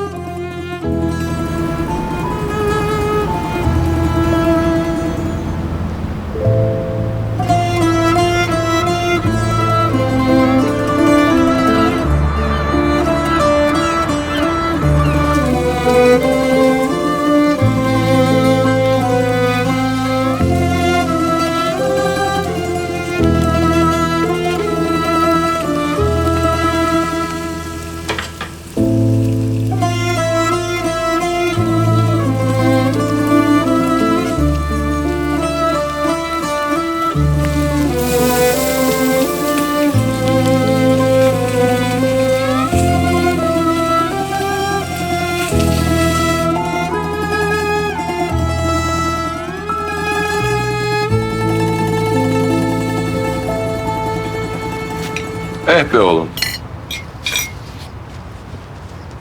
Haydi bakalım.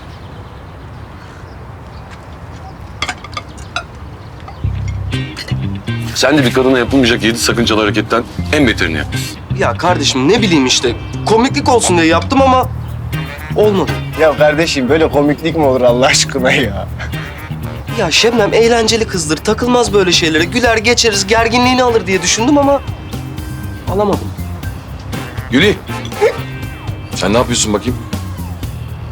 Ben bu çalışma temposunu tanırım. Sen yine bir şeyler çeviriyorsun. Ne o? Hiç. Ha, o mahalle grubundaki videoda sizin parmağınız var değil mi? Ne videosu? Dur, hemen izletiyorum kardeşim. Aha.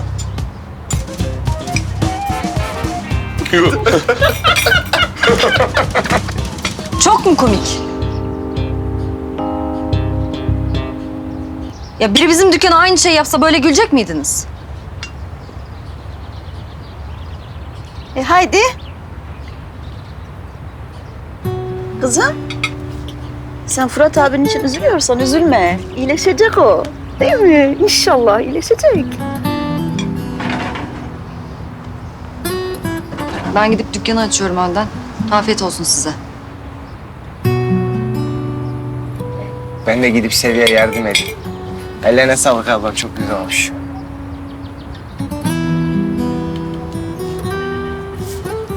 Sağ ol Beyza.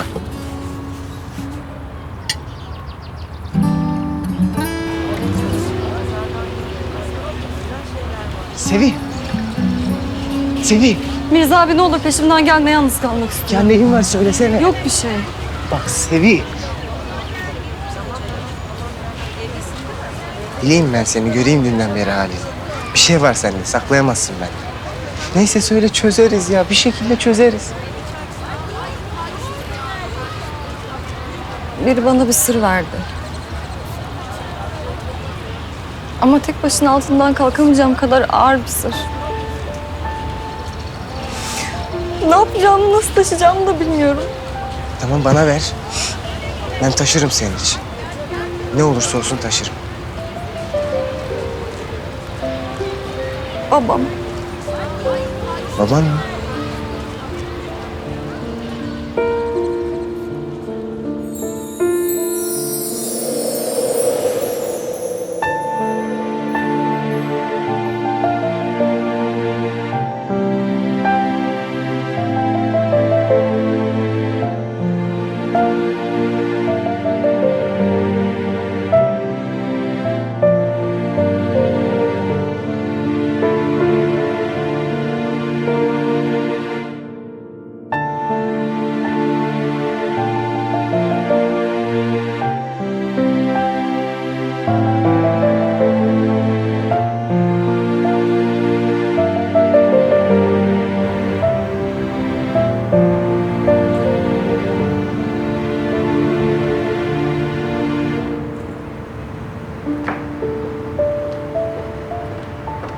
Kuzum. Pratik sonuçları ne zaman çıkacak biliyor musun? Yok, tam saatini bilmiyorum ama öğlene kadar gelirmiş. Ya beklemek kadar kötü bir şey yok şu hayatta. İyileşsin Şebnem. Ne olur iyileşsin. Eğer bu sorun kalıcıysa Fırat yıkılır.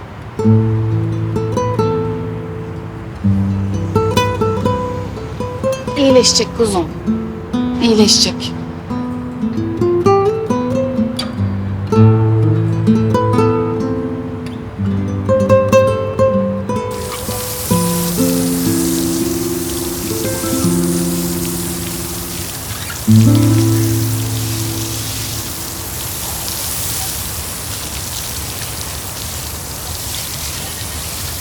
Merhaba. Merhaba. Pardon, merhaba. Şunu bir kapatayım. Hoş geldin Sazım Bey. Hoş bulduk sultanım. Güzel haberlerinizi almaya geldim. Fırat yok mu? Yok, o... Ya beklemek zor oluyor tabii. O yüzden çalışarak oyalanayım dedi. Restorana gitti. Yani ben de işte böyle dört döne döne bekleyeyim. Hiç merak etmeyin. Her şey harika olacak. Sultan abla, Fırat telefonunu evde unutmuş, çalıyor. Anam dur, belki laboratuvardan arıyorlardır. Ha.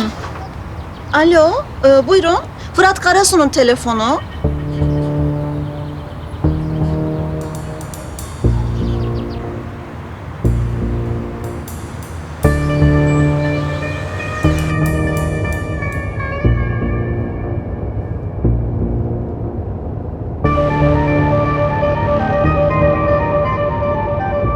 Aferin Fırat ya. Yine mi? Böyle bir günde telefon mu unutulur?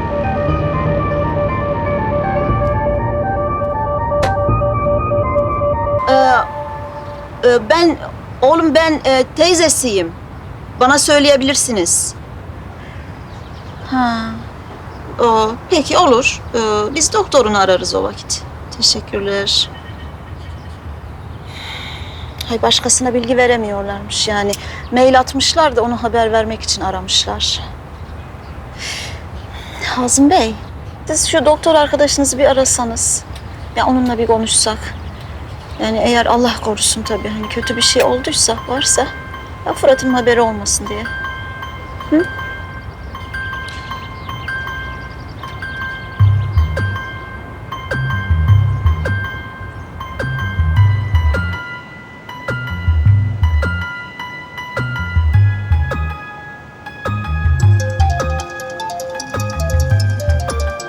Baba, haber mi var? Fırat mı? Yo, daha gelmedi. Bilgisayar Şebnem'in masasında aşağıda. Ne yaparsan yap, Fırat'ın sonuçları görmesine engel ol.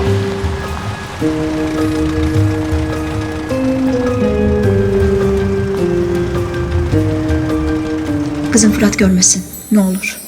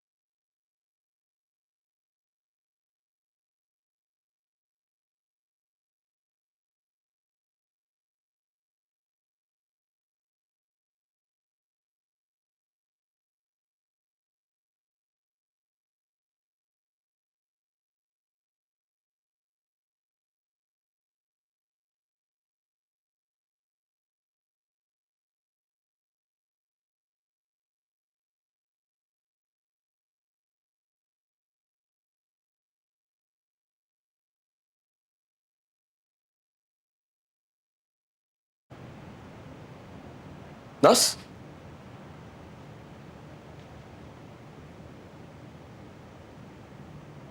Niye gerildin sen? Bir şey mi saklıyorsun? Niye cevap vermiyorsun? Bana bak. Yoksa bana yeni oyunlar planlarken mi yakaladım seni ha?